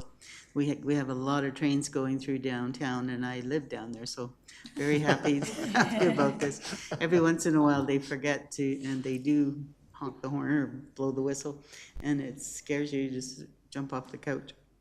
I too wondered what the word Lagan subdivision meant, where that comes from. Through the chair, Councillor Flowers, again, it's the same question that Councillor Reid asked. So that's something that CPR actually provided us in terms of the name of the location of that particular site for the track. So I'm not really, I don't really understand what that meant. So, but that's something that, I could seek some answer for, and then I will provide you that response at some point in time. But thank you. I'm no CPR specialist, but I believe that it's what CPR refers to that section of track as the Lagan section, and it would be the 22.95 mile of that section. That's how I interpret it. But Ms. Lowe, do you have you can go thumbs up or? Yeah, if I can help, Council. We did a quick search, and yes, that's exactly what it is. The Calgary to Field BC is what CP refers to as the Lagan subdivision. Cochrane is actually identified as 24.5 on that, and so this would be located within that section of track. We're more than just a number, but in this case, we are just a number. That's correct. It's their identifier at any rate. Yeah. It's an identifier, yeah. Thank you for that. Deputy Mayor? I only have one question. When you talked about the upgraded fencing, would this be on both sides of that crossing? I know that go back a few years ago, we've seen tragedy on our tracks. We've seen tragedy on tracks since then, but will that expand kind of past just that crossing point, and will it expand through most of downtown, or is it just in that particular area where you're talking about more secure fencing? Yeah, so Councillor Federico, so the design is really just focused, so the fence is really just focused on around the crossing. So there's going to be signage there, and at the same time there's also going to be a gate. So if somebody actually gets stuck in the middle when when there's a train approaching, they can actually easily get out of the area of the crossing as well. So some of those are actually recommended by CPR to the town, and we're actually implementing those gates and fencing just to make sure that people won't just pass through. Let's say a person on a bike will not just pass through the crossing, even though this person actually is seeing that there's a train approaching. So we won't be able to see those kinds of incidents, hopefully, because there's going to be a barrier for us to be able to avoid those. And I realize that this is not part of this recommended action, but it might be great to update us at some point on, if there's, I know that the fencing issue really felt, I think it was private landowners. I think there was an issue with private land versus if the town's responsible, but I actually have no idea where that ever landed, if some of those areas where the fencing was either, kind of half down, or it was in disrepair, right? So whether or not it's actually been repaired and brought up to standards would maybe be good to bring back to council at some point. Obviously, it's got no bearing on this decision right here tonight. Okay, yes. Thanks for that, Councillor. Yeah, follow up on where we're at with that. Yep. Okay, I don't see any other questions or comments. Call the question. All those in favor? And that carries. Thank Okay. you. Thank you, Councillor. 7B.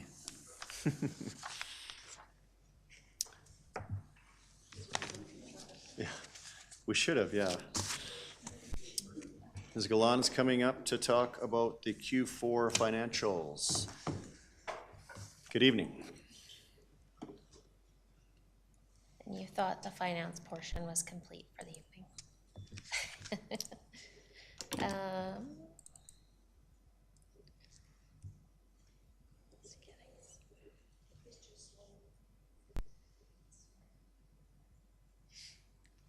The computer is more excited than anyone else. There we go.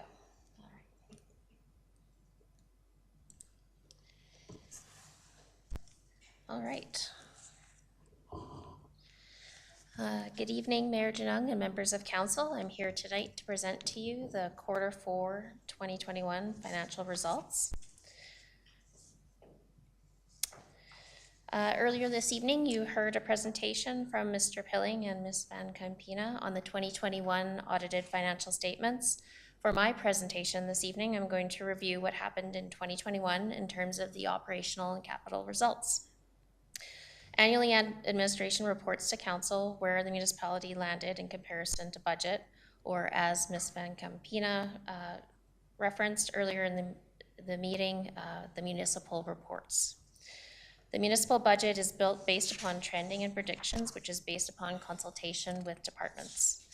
Departments must bring forward a reasonable estimate for revenue predictions and cost increases based upon multiple factors, including market factors, inflationary pressures, staffing requirements, and so on.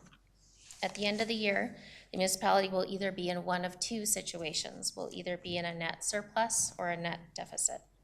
Surpluses for municipalities are very common. It's normal for a municipality to have a surplus equal to 2 to 3% of operating expenditures. However, as mentioned, if the municipality finds itself in the opposite position with a financial shortfall or deficit, we would have to increase revenues in the current year to make up for the deficit in the prior year, as per the MGA. At the end of 2021, Cochrane found itself in a net surplus of $3.2 million.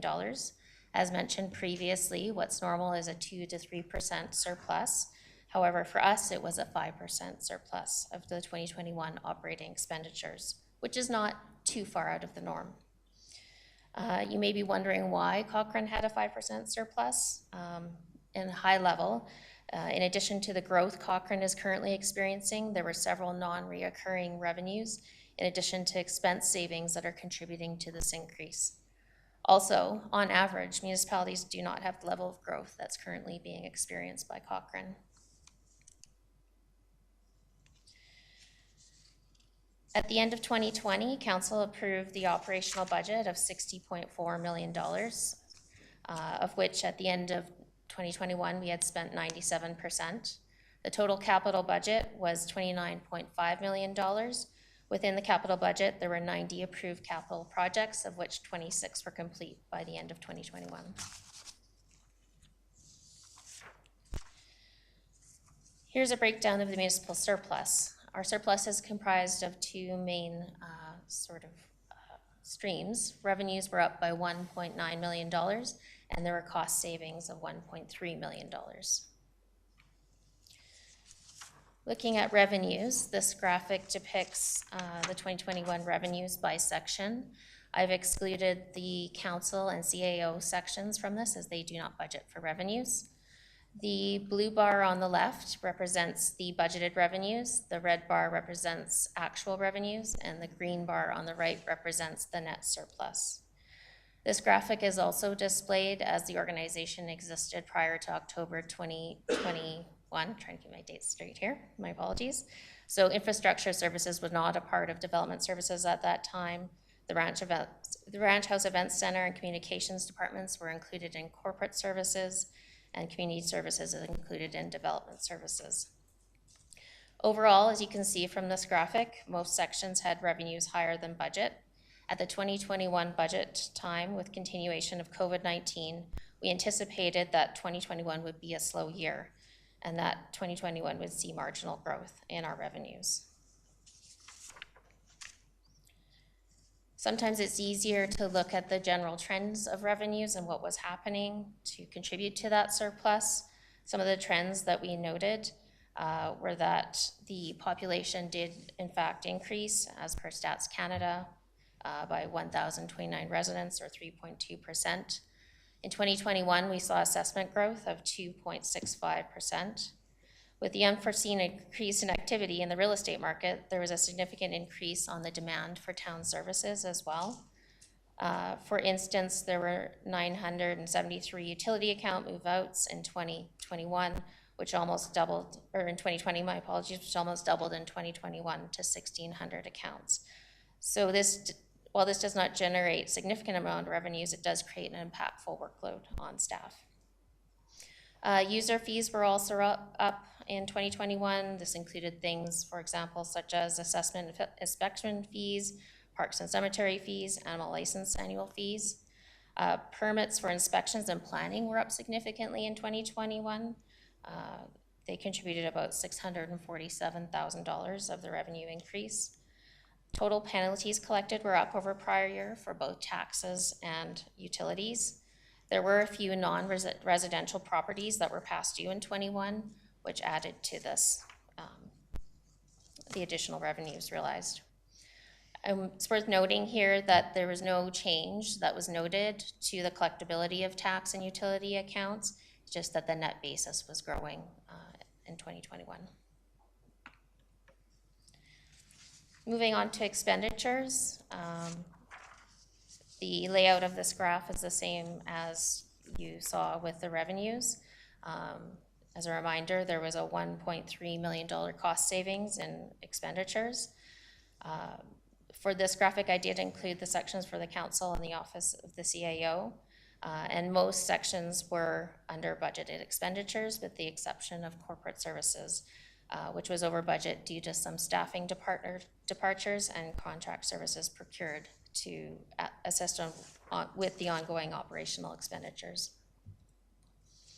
In 2021, there were a few trends that we noted in the cost savings.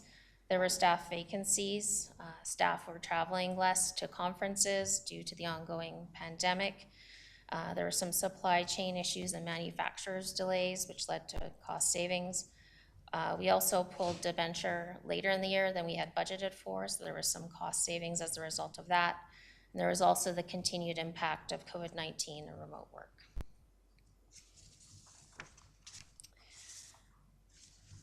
In the previous graphics, I did not include the information for the rate-supported departments. So those departments include water, wastewater, sewer, eco-center, and solid waste. So as you can see from this graphic, the green and red bars represent the actual revenues and costs, which are exactly equal or balanced, and the blue bar represents the budgeted costs. Overall revenues generated by the rate-supported departments were up by $1.47 million. This does not contribute to the net surplus as the rate-supported departments raise their revenues via their fees to support their operational expenditures. What were some of the themes that were noted in the rate-supported departments? There was increased consumption in 2021. There were changes to tiers and some of the rates for water. There was increase in irrigation charges. As well, there were more utility accounts that came online in 2022.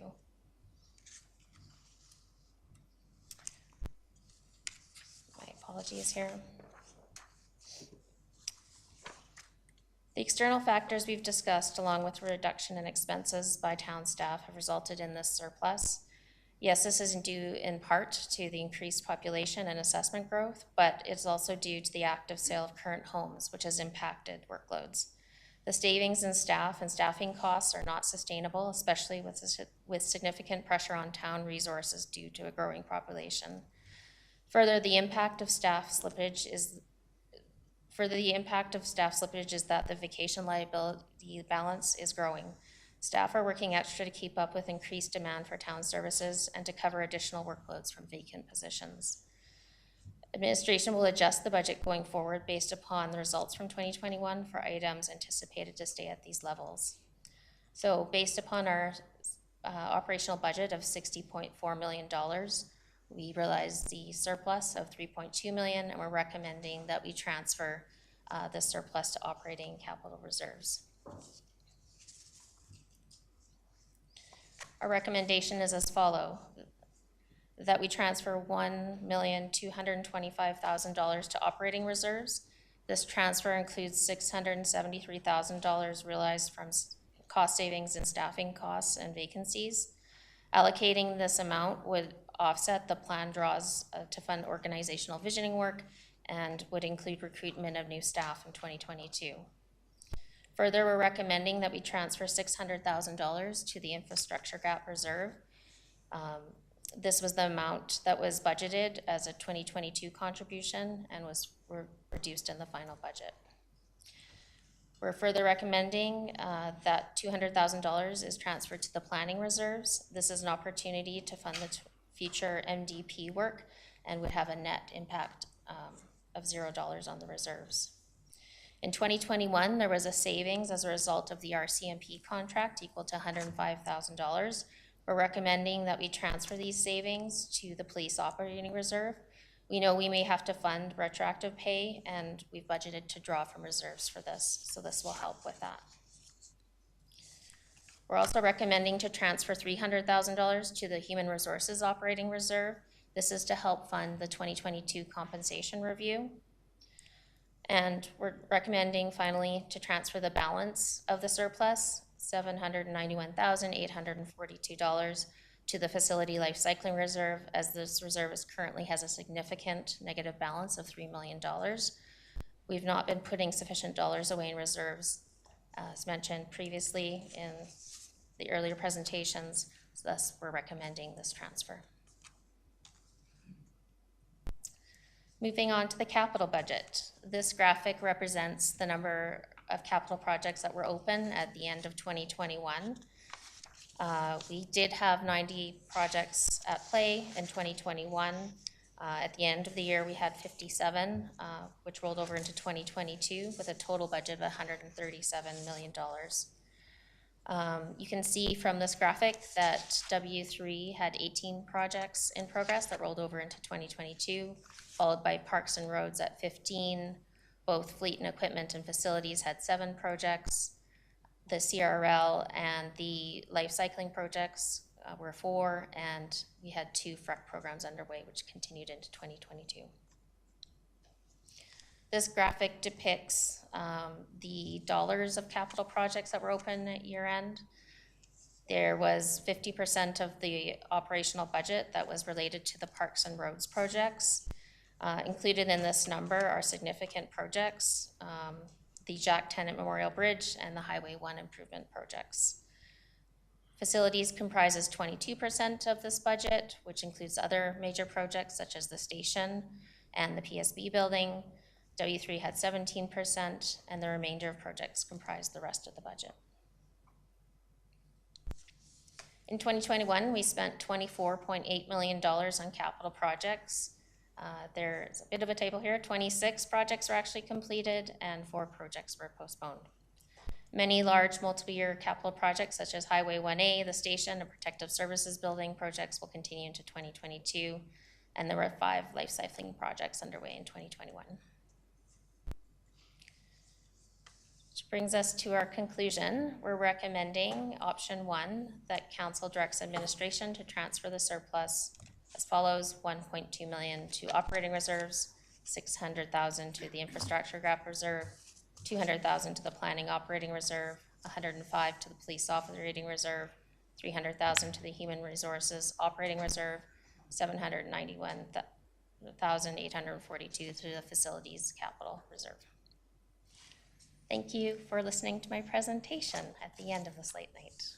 Are there any questions? Thank you for your presentation. I believe we have 2 motions, right? The first one is Yes. for for information. Second one is to direct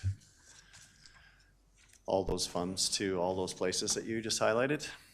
So I'll look council for the first motion. Councilor Flowers, I move that we accept the information. fourth quarter as information. Any quarter. questions, comments? Not on that one. No? Okay. Councilor McFadden? Yeah, I'll just ask a couple of my questions in this one.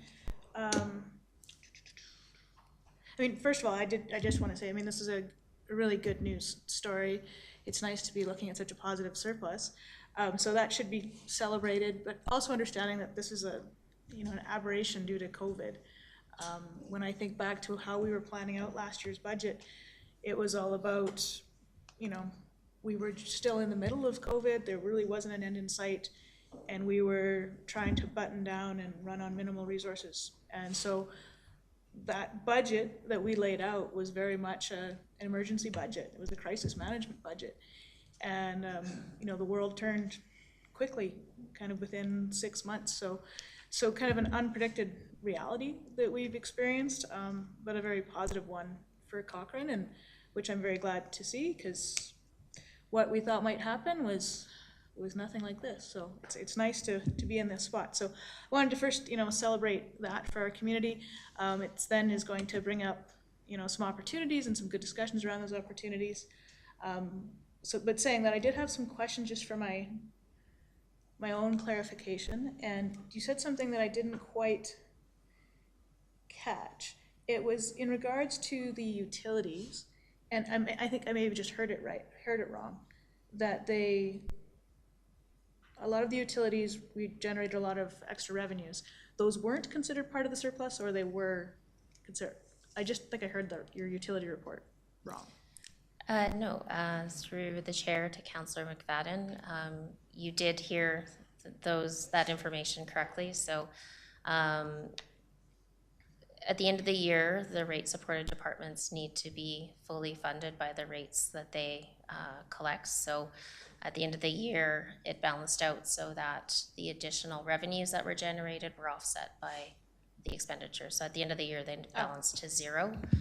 Whereas other departments might be in the opposite situation. So, oops, right. So the extra revenue we generated from providing water was offset by the extra cost of providing that water. yes. Okay, yeah, I just didn't have that story straight in the middle of the presentation, but thank you for that. I believe Ms. Van Kynpema was trying to get our attention. Sorry, That On my was an list. accident. My utmost apologies for interrupting. I just wanted to add that with the rate supported departments, that your total revenue and your total expenditures must match. In a year where there's surplus over budget, the excess gets transferred to reserves. So from a municipal accounting perspective, that reserve transfer is considered to be an expense so that those departments equal zero. So what that means is there's an extra $1,470,000 that was transferred to the utility reserves than what was originally planned for. So that's another good news story. I like good news stories. Okay, so it is a surplus, but in a rather different way. It doesn't get added into the non-utility surplus, which is the tax surplus, because they have to be self-sufficient, which means they have to make up for any shortfalls, but they also have an opportunity to transfer the surpluses to their reserves to help fund future capital projects. Related to utilities, okay. Correct. All right, thank you. Some good learnings for me on that tonight. I really appreciate it. And then I know we're going to have a conversation later. Can I get just a definitions? What's the difference between a facilities capital reserve and the infrastructure gap? Capital reserve. I'll take that one. Great. So if you recall, I believe probably around 2017, 2018, council was made aware of the need because we have a gap in our infrastructure, the amount of money we're putting away and the amount of work that we're going to have to do to rehabilitate and or replace our infrastructure. There was a big gap there. And so council correctly started putting money away specifically into a reserve earmarked for that type of work. Aside from that, We have a whole schwack of other capital reserves, of which the facilities life cycling reserve is one of those. And that's predominantly used for projects that rehabilitate and or replace existing facilities. And so that's the one that we've been doing more work than we have money in the reserve, hence the negative position. That's not that we're in a negative balance and owe somebody. It just means that other reserves who are in a healthy positive are helping to offset that shortfall in the facilities life cycling capital reserve. Okay, so let me translate that. So the, into the Tara's head. So the facilities capital reserve, so that's going to support items like the ranch house, the rec center, actual Yes. items that I would consider facilities. Correct. The infrastructure gap, though, is more like roads and sewer lines and pipes. It's all the assets, and it could even include facilities as well. And the problem has arisen when I joined the town of Cochrane. I noticed we have about 196,000 different reserve accounts, which makes this very confusing and challenging. So the idea is this year we're going to be collapsing a lot of those capital reserve accounts into a few capital reserve accounts. And so I think you might find that we wouldn't have a little pot of money here for facilities life cycling, a little pot over here for infrastructure gap, and another pot over there. It'll be much easier if we just refer to them to a few different capital reserves and a few different operating reserves. All right, but right now, Right now, they're separate. there's a However, whole bunch. they're fungible. Council can decide to do with them whatever they choose. Just because it's in the facilities life cycling reserve doesn't mean that you can't go and spend it on a road. I always do like that council can do whatever council wishes. That's right. So, okay, so facilities capital reserve. So then if I'm looking at trying to build out a plan for the Horse Creek Sports Park, would that fit in facilities capital reserve or a different reserve altogether? It doesn't matter. Well, right, 'Cause because it's council fungible. can do whatever it wants, I know. Okay, well, thank you very much for kind of the clarity. I will turn it over to my colleagues for the other ones. This provided some parameters for my thoughts, so I appreciate it. Thank you, Councillor McFadden. Councillor Reid? I had a couple of questions. One was a comment, and that is I do think that it really is a unique good news story, and unique meaning that it is a time and place. The question about the rate-supported department slide, it kind of, I'm trying to understand, Catherine, that so revenue and expenses were zeroed out. Does that mean that we actually are doing a good job in charging what it actually costs us, or? But you had said something about transfers to reserves, so that I kind of lost me there. Yeah, so normally we budget some transfer to reserves in our rate-supported departments because that's how we're going to be funding some capital projects in the future. So our rates that we set do consider transfers to reserves. Okay. What's happened in our rate-supported departments is just like we've seen a unprecedented growth in developments and houses being built. Those houses have utility accounts. So we generated more utility revenue than we had budgeted for because we didn't think there was going to be a bunch of growth. So what happens with the rate-supported departments, their excess revenue does not get put into just the general surplus for the year. It has to stay with the rate-supported departments. And how we do that is transfer it to reserves so that we net it out to zero. Okay. If I could, a couple more questions. So some of the transfers to reserve are quite substantial, the 1.2 million to staffing. I'm just trying to understand, was that budgeted for, or are these additional positions that we hadn't already approved, or I'm just trying to get my head around why that is a substantial transfer to reserve. Sure. So in the 2022 budget, there is a draw from operating reserves of $1,225,000 that council approved at budget time to fund the $2 million fast track of additional positions in 2022. Right. We saw with the surplus from 21, and we did mention this at budget time, that we were anticipating a surplus that would give us an opportunity to transfer that amount of money into the reserve. We're going to pull it out of in 22. So the net impact on reserves would be zero. Yeah, I knew there was we anticipated some surplus, but I didn't realize it was 1.2. Yeah. And then the last question I had was, how do you come up with the numbers for transferring these amounts into those reserves? Okay, so the 1.225 matches what the Yep, got that transfer one. out. Yeah, And then also the $600,000 for the infrastructure gap reserve, that matches the amount that council reduced the 2022 contribution to the infrastructure gap by. So that's where the 600,000 came from. The $200,000 matches the amount of money that's planned to be drawn out of the operating reserves to fund the MDP review in 2023. The $105,000 comes from the amount that the police operating contract cost came in under budget. So that's how we came up with that figure. So that's the surplus in the cost of that contract. right. The $300,000 comes from a recommendation from our CIO in that, knowing we're going to be doing a compensation review this year, we will likely need funds in order to implement any recommendations that come out of that. So that number was just a number that was suggested. Yeah, that was the one I was most curious about. Yeah, Sorry, yeah. carry on. And then the balance just as the balance of what's left. So the balance, that was the last question I had, the balance in terms of what was left. Why not put, oh, okay. I was gonna say, why not put that in the capital infrastructure, but I guess it's just good sit in facilities just as well, right? Yep. Yeah, okay, thank you. Councillor Reid, Deputy Mayor Federico. Councillor Reid asked one of my questions about the staffing, so that one's done. The 273 over budget for fines and penalties, is that over from 2021? Because 2021 we were lower, right, as far as I remember, in fines and penalties. So is that 273 over 2021, or, you know, does that make us equal to what 2020 was, for instance?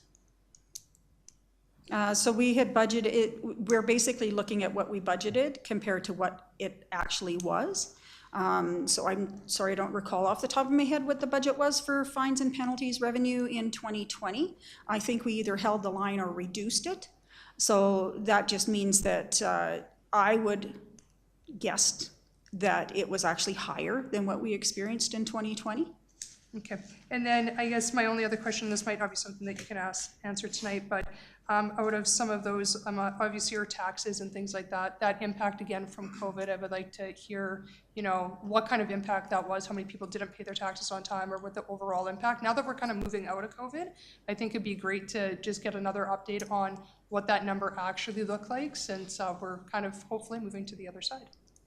Yeah, to Councillor Federico, one of the things we did find is that the percentage of accounts that were in arrears hadn't changed.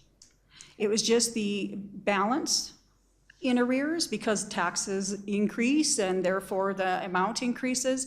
Plus the makeup of who is in arrears also impacts how much penalties are. And what we found in 2021 is there were more non-residential taxes that were in arrears, and they had a higher dollar value, therefore a penalty that's based on a percentage. You see that the dollar figure is higher than it has been in other years, but the number or percentage of accounts that were in arrears hasn't increased. But we certainly can bring something back with a little bit more detail. Yeah, that would be great. Thank you. Councillor Wilson.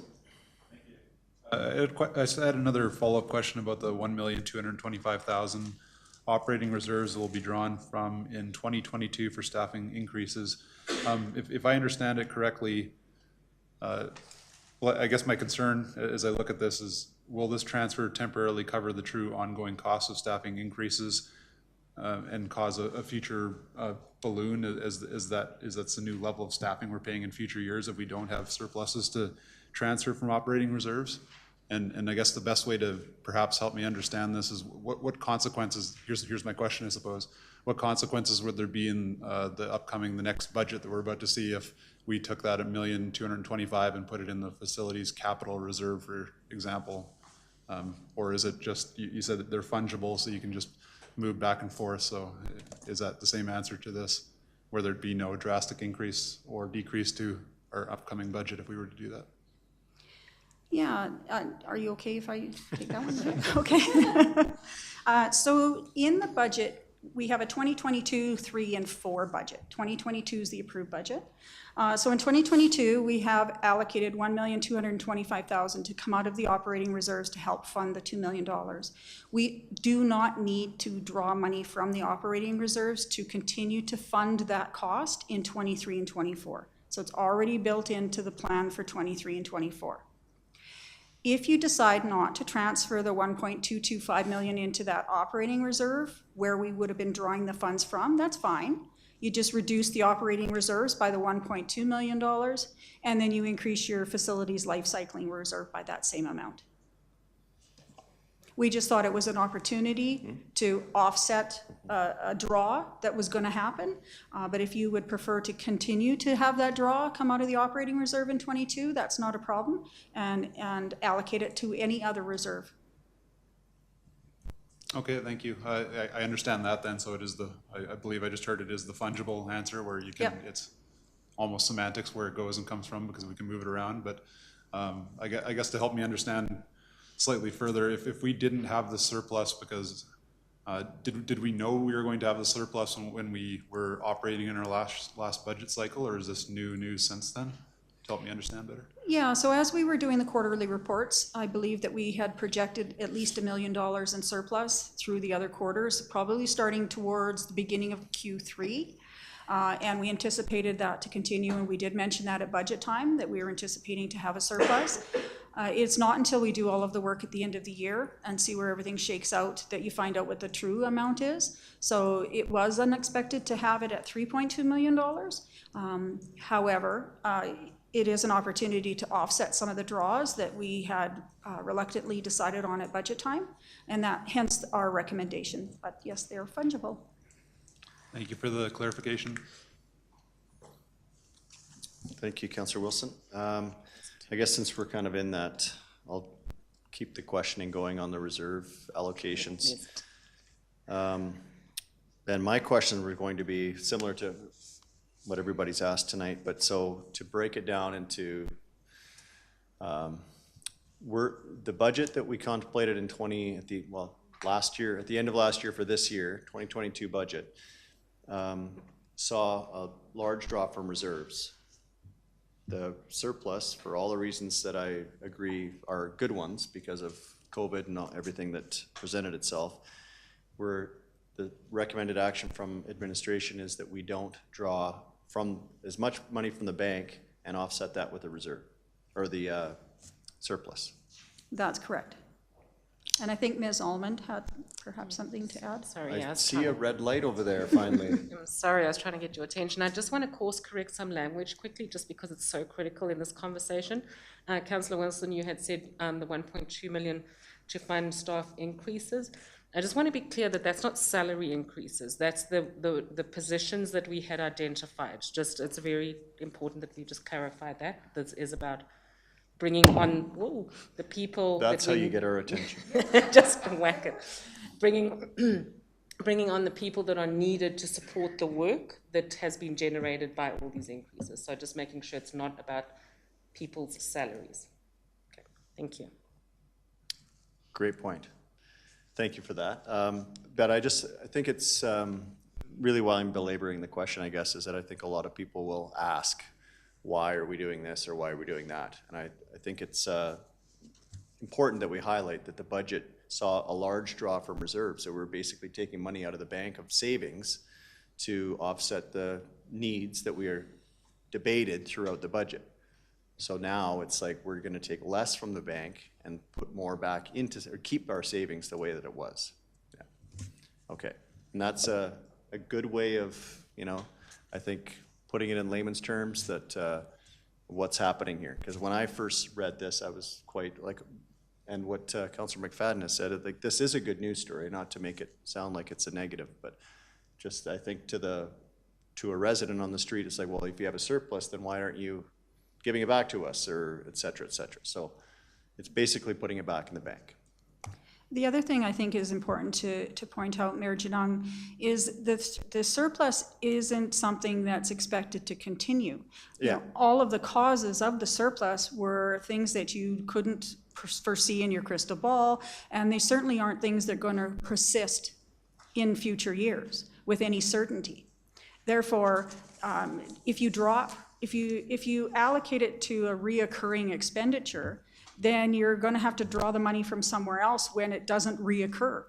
So therefore, it's just important to recognize that it's not a reoccurring cause that we have the surplus. And that's, I think, what Councillor Wilson was getting at, so I think we're all on the same page, but I did like how you explained that, Councillor McFadden, that, you know, looking back, and if I look at it, even my own business, the things that we were thinking about a year and a half ago when we were making the budget for 2021, we were really setting ourselves up for, this was doomsday. And it was difficult to, like you say, the crystal ball wasn't there. The whole world was doing the same. We were shrinking back and ducking and covering. So this is it is a good news story. So yeah, well, I came in with some hesitation on what we were doing. I completely understand where we're going now. So thank you for all the questions and explanations. Deputy Mayor Federico, you have another question? Yeah, just after something that you said, and probably is going to come up from the public standpoint. Obviously, they're going to see a surplus, and like you said, when you said, are they going to give it back to us? Will this impact in any way, shape, or form what going into our next budget cycle looks like? Maybe from the public's perception of, are they expecting to see, you know, the same increase that was kind of originally predicted, or, you know, having that surplus, does it maybe lower it a little bit? And not saying yes or no that it does, but just curious from the public standpoint.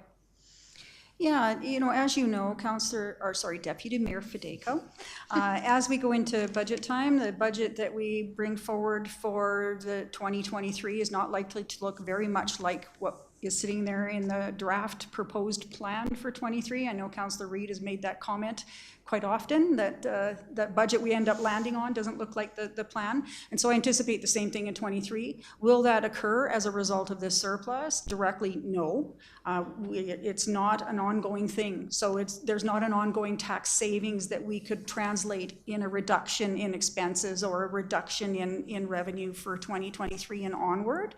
However, it does provide the municipality of Cochrane an opportunity to have money in the savings account that we wouldn't have had before. There's $3.2 million more in our savings account. And earlier this evening, I talked about how our reserve balances are decreasing. So this really does give us an opportunity to provide ourselves with a little bit more flexibility, nimbleness, and financial sustainability by not further draining our reserve accounts as we had originally planned. So I think that's where the benefit's going to come in 23 and future years. Yeah, and I think we all understand that, but the general public does not understand that, and then they just understand exactly what you said. Why don't we get that money off, right? So I think it's making sure that we translate that out to the public to make sure that they really understand what that story actually is, not just that we're sitting on their cash and, you know, squirreling it away for another day, right? Yeah, and that's why we do take a close analysis of the causes of the surplus. So I can tell you, if it was a reoccurring cause of the surplus, then I would be the first person to stand before you and say, I think we need to do a budget reduction. But that's not the case. The causes, every single cause for the surplus is not something that I can confidently anticipate will continue through 22, 23, 24 and onward. Perfect, thank you. That's a good answer. Yeah, thank you. Councillor McFadden. Yeah, just carrying on Deputy Mayor Federico's point on how to communicate this, because, you know, 3 million surplus, it's really good news. And yeah, and when I first kind of heard it, I was like, oh, can this make things better for your tax bill? But I think what's really important, and the one graph, I think maybe when we're helping to share this story, is to use that one graph where you showed how much we've depleted our reserves. And the depletion of those reserves have been, you know, well spent and well invested in the infrastructure and the people power that we need to make things happen. But I think that was a really, for me, in understanding this confirmation tonight, that graphic was a really powerful part of the communication. So just a suggestion to maybe use something like that in the tools. But yeah, when we're looking at how we're allocating the reserves, for me, it's all about, you know, we're topping up our savings again, and we're topping up where it needs to go. Okay, and one final comment maybe from myself would be, I think council is well aware of the pressures this has put on staff. While we're all celebrating here about a surplus, I think you did a good job in your presentation outlining that has come at the cost of people that we took resources away from in a budget, and then the without, with external pressures being different than what we had calculated, put those pressures right on the backs of staff that then generated revenue because of it. So I think we need to say thank you to those staff people that helped put us in this good news story, but also I'm happy that we're also funding and putting that back in the bank so that we can keep, I guess, take that pressure off of them in the future. At least that's the plan. Yeah.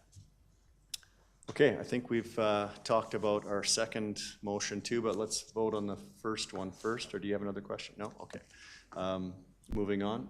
All those in favor of information? Yeah. Great, okay. Councillor McFadden? Yes, I wanted to, the council direct administration to transfer the surplus from net operations to the following reserves as read. As listed? As read, as listed. Okay, I think we've discussed it. Don't see any further conversation about that. I'll call the question. All those in favor? And that carries unanimously. Thank you for your report and presentation tonight. Thank you. Okay. Now we're going to go in order all the way through the rest of the evening. Well, there are no notices of motion, but there is a mayor's report. Sorry about that. Quite a busy couple of weeks. Had a presentation at the Cochrane Business Network. I guess high level, presented a bit of what we've been talking about, projects, updates, et cetera, from the town to a group of about 50 business owners and staff. So that was good to actually get out and be able to do a face-to-face presentation. I think council was well aware of the Restore grant. I couldn't find the acronym this afternoon, but it's basically a transit grant from the province and the federal government, matching grants to offset costs of transit due to COVID. Cochrane was the recipient of $15,000. While that wasn't a lot of money as far as $3.2 million surplus talks about, but it was important to see the region get a lot of funding, and I think the city was over 80 million in that. Don't quote me on that number, but it was up there. 82 million, thank you, Mr. Heineman. And it was, I thought it was nice of Mayor Gondek to, in her presentation, talk about the region and how the Calgary regional, or how the Calgary transit system benefits the region, obviously, as a lot of our residents go into the city, access transit, so helping their transit system helps our residents too. So that regional discussion was good to see. We had our IMC with Rocky View. I think we talked about that last meeting a little bit, but okay, good, Councillor Reid, you're going to address that, but I and Councillor Flowers, sorry, if you want to address those, I'll skip it. Seniors on the Bow, Deputy Mayor and I, are you addressing that one? Okay, I'll skip that one too. Thanks, you guys. SETI, are you going to address that? Oh, I'll do it. Okay. We had our third meeting, I guess, with the SETI group, with the Stoney Nakoda Nations. Really high level. We're just kind of getting into planning our way forward, but council can see or expect to see some requests in your calendar for workshop 1, we're calling it, which will be in September. And that's where we're planning to get all of the councils together of all the nations and Cochrane together in one meeting. So we're kind of still mapping out what that looks like, and I think we've got the date. We're circling around the date. We're getting there, so watch your calendars for that. But that one, I guess, in the meantime, we're going to start to brainstorm about initiatives, put some stuff on the table so that when we all come together, we can start to talk about what those might be. And then if each of you or other councillors that haven't been involved along in the working group can bring their thoughts to the table. So, and those are going to happen periodically throughout the 3-year program. So that's exciting. Been doing a lot of relationship building. So I had a meeting with the mayor of Leduc. We were comparing how similar we are in communities, but also how different we are, even though we're the same type of size. So I think there's some work to be done there in how we collaborate together as two communities and learn from one another. Also was able to sit down with Mayor Crossert and Mayor DeMano from Canmore and Banff. And we talked about the rail project and how we can perhaps start to leverage our federal government to get them on side with what we're trying to do there. Shout out again to the Volunteer Appreciation Dinner. Thank you, Ledge Services, for organizing that, and Councillor Wilson and Flowers for being in attendance that night to help thank our volunteers, all the people that help create the work, that do all the committees and all the stuff behind the scenes that make us go as a community, and all the staff people behind those scenes too that make the rest of us all look good when we're in front of the public. On the weekend, was able to be at another in-person event, and that was through Cultivate Cochrane with the, I think it's pretty well highlighted in the paper. I won't go into much detail, but the mobile greenhouse project. I thought that was a pretty cool way to, an example of innovation of that doesn't have to be tech. It could be a greenhouse in this case, where they're going to show off to the community on how to build a passive solar greenhouse. It was pretty cool to get inside of it and see how it works. A lot of businesses have collaborated on that, and then a volunteer group that applied for a grant through the federal government, and we're able to turn this into a pretty cool thing around our community. So look for that. It's going to be moving around Cochrane. And then one last one. I was going to ask this question during one of our financial reports tonight, but MSI is obviously being talked about changing and shifting to the LGFF, which is the Local Government Fiscal Framework, and the province has asked municipalities for feedback on how that formula is going to look, and I think we should start to talk about that as a group, just what that might change. Or I had a presentation that we had from Alberta municipalities to mid-sized city mayors the other day, and it from the way I was contemplating, looking at the numbers, it looked like Cochrane might actually get less funding from the province, but I want to make sure that that's actually the case, and if that is the case, then maybe we need to change our lobbying efforts on what that formula looks like. So busy couple of weeks, and that is my report. Councillor Reid, do you have one? I do. The Mayor, Councillor Flowers, and I had the opportunity of meeting with our colleagues April 13th from Rocky View County and the Intermunicipal Committee. Thanks to some great notes from that meeting. The recreation sharing agreement is still being worked on and is to be targeted to be presented to that group in June. We are looking to arrange, Cochrane actually has taken the lead to arrange a council-to-council meeting. That is full councils of the town and the county meeting together at some date and venue, I'm assuming here in Cochrane, which would potentially include a tour of our capital facilities. There was some discussion around CMRB. I think for the most part it was positive, but I indicated that the IDP update needs to occur, and so I guess that's something our planning department and their planning department is working on. In terms of the strategic plan, each municipality is working on updating their strategic plans. The mayor kind of briefly talked about ours, but we'll bring that back to that group in terms of a formal presentation. And what was a surprise to me is that the tri-school turf grant was approved by the county, and I hadn't realized that we had already supported that, and that's moving ahead. So overall, my takeaway, and I looked at my colleagues, was that it was a really positive, exceptionally positive meeting. I think that the paradigm has definitely shifted in terms of our relationship with the county, and I'm really pleased about where we're heading with that. So that would be my report. Thank you, Councillor Reid. Deputy Mayor Federico. Yeah, we had coffee with the seniors last Tuesday. I think we touched a little bit about it on the Monday of the Committee of the Whole, but it was great. There was, I don't know, probably 30 some people, if not more.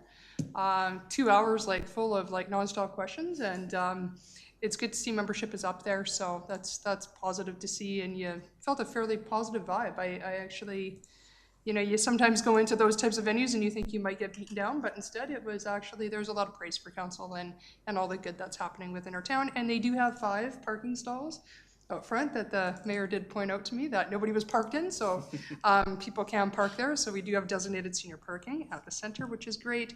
And other than that, I am taking an EOEP course, which is basically for elected officials to continue education. So I'm taking it on service delivery, and I think this is my 4th EOEP course that I've taken.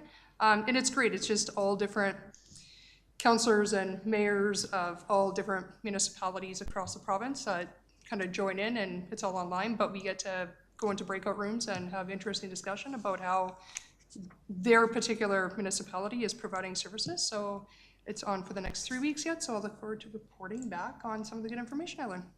And that's all I have. Okay, thank you, Deputy Mayor Federico. Any other reports tonight? Nope. Okay. We do have an in-camera item to discuss. We just need a motion to go in camera from someone. Councillor McFadden, all those in favor of going in camera? Carries. Take a 2-minute break to get the feed to cut.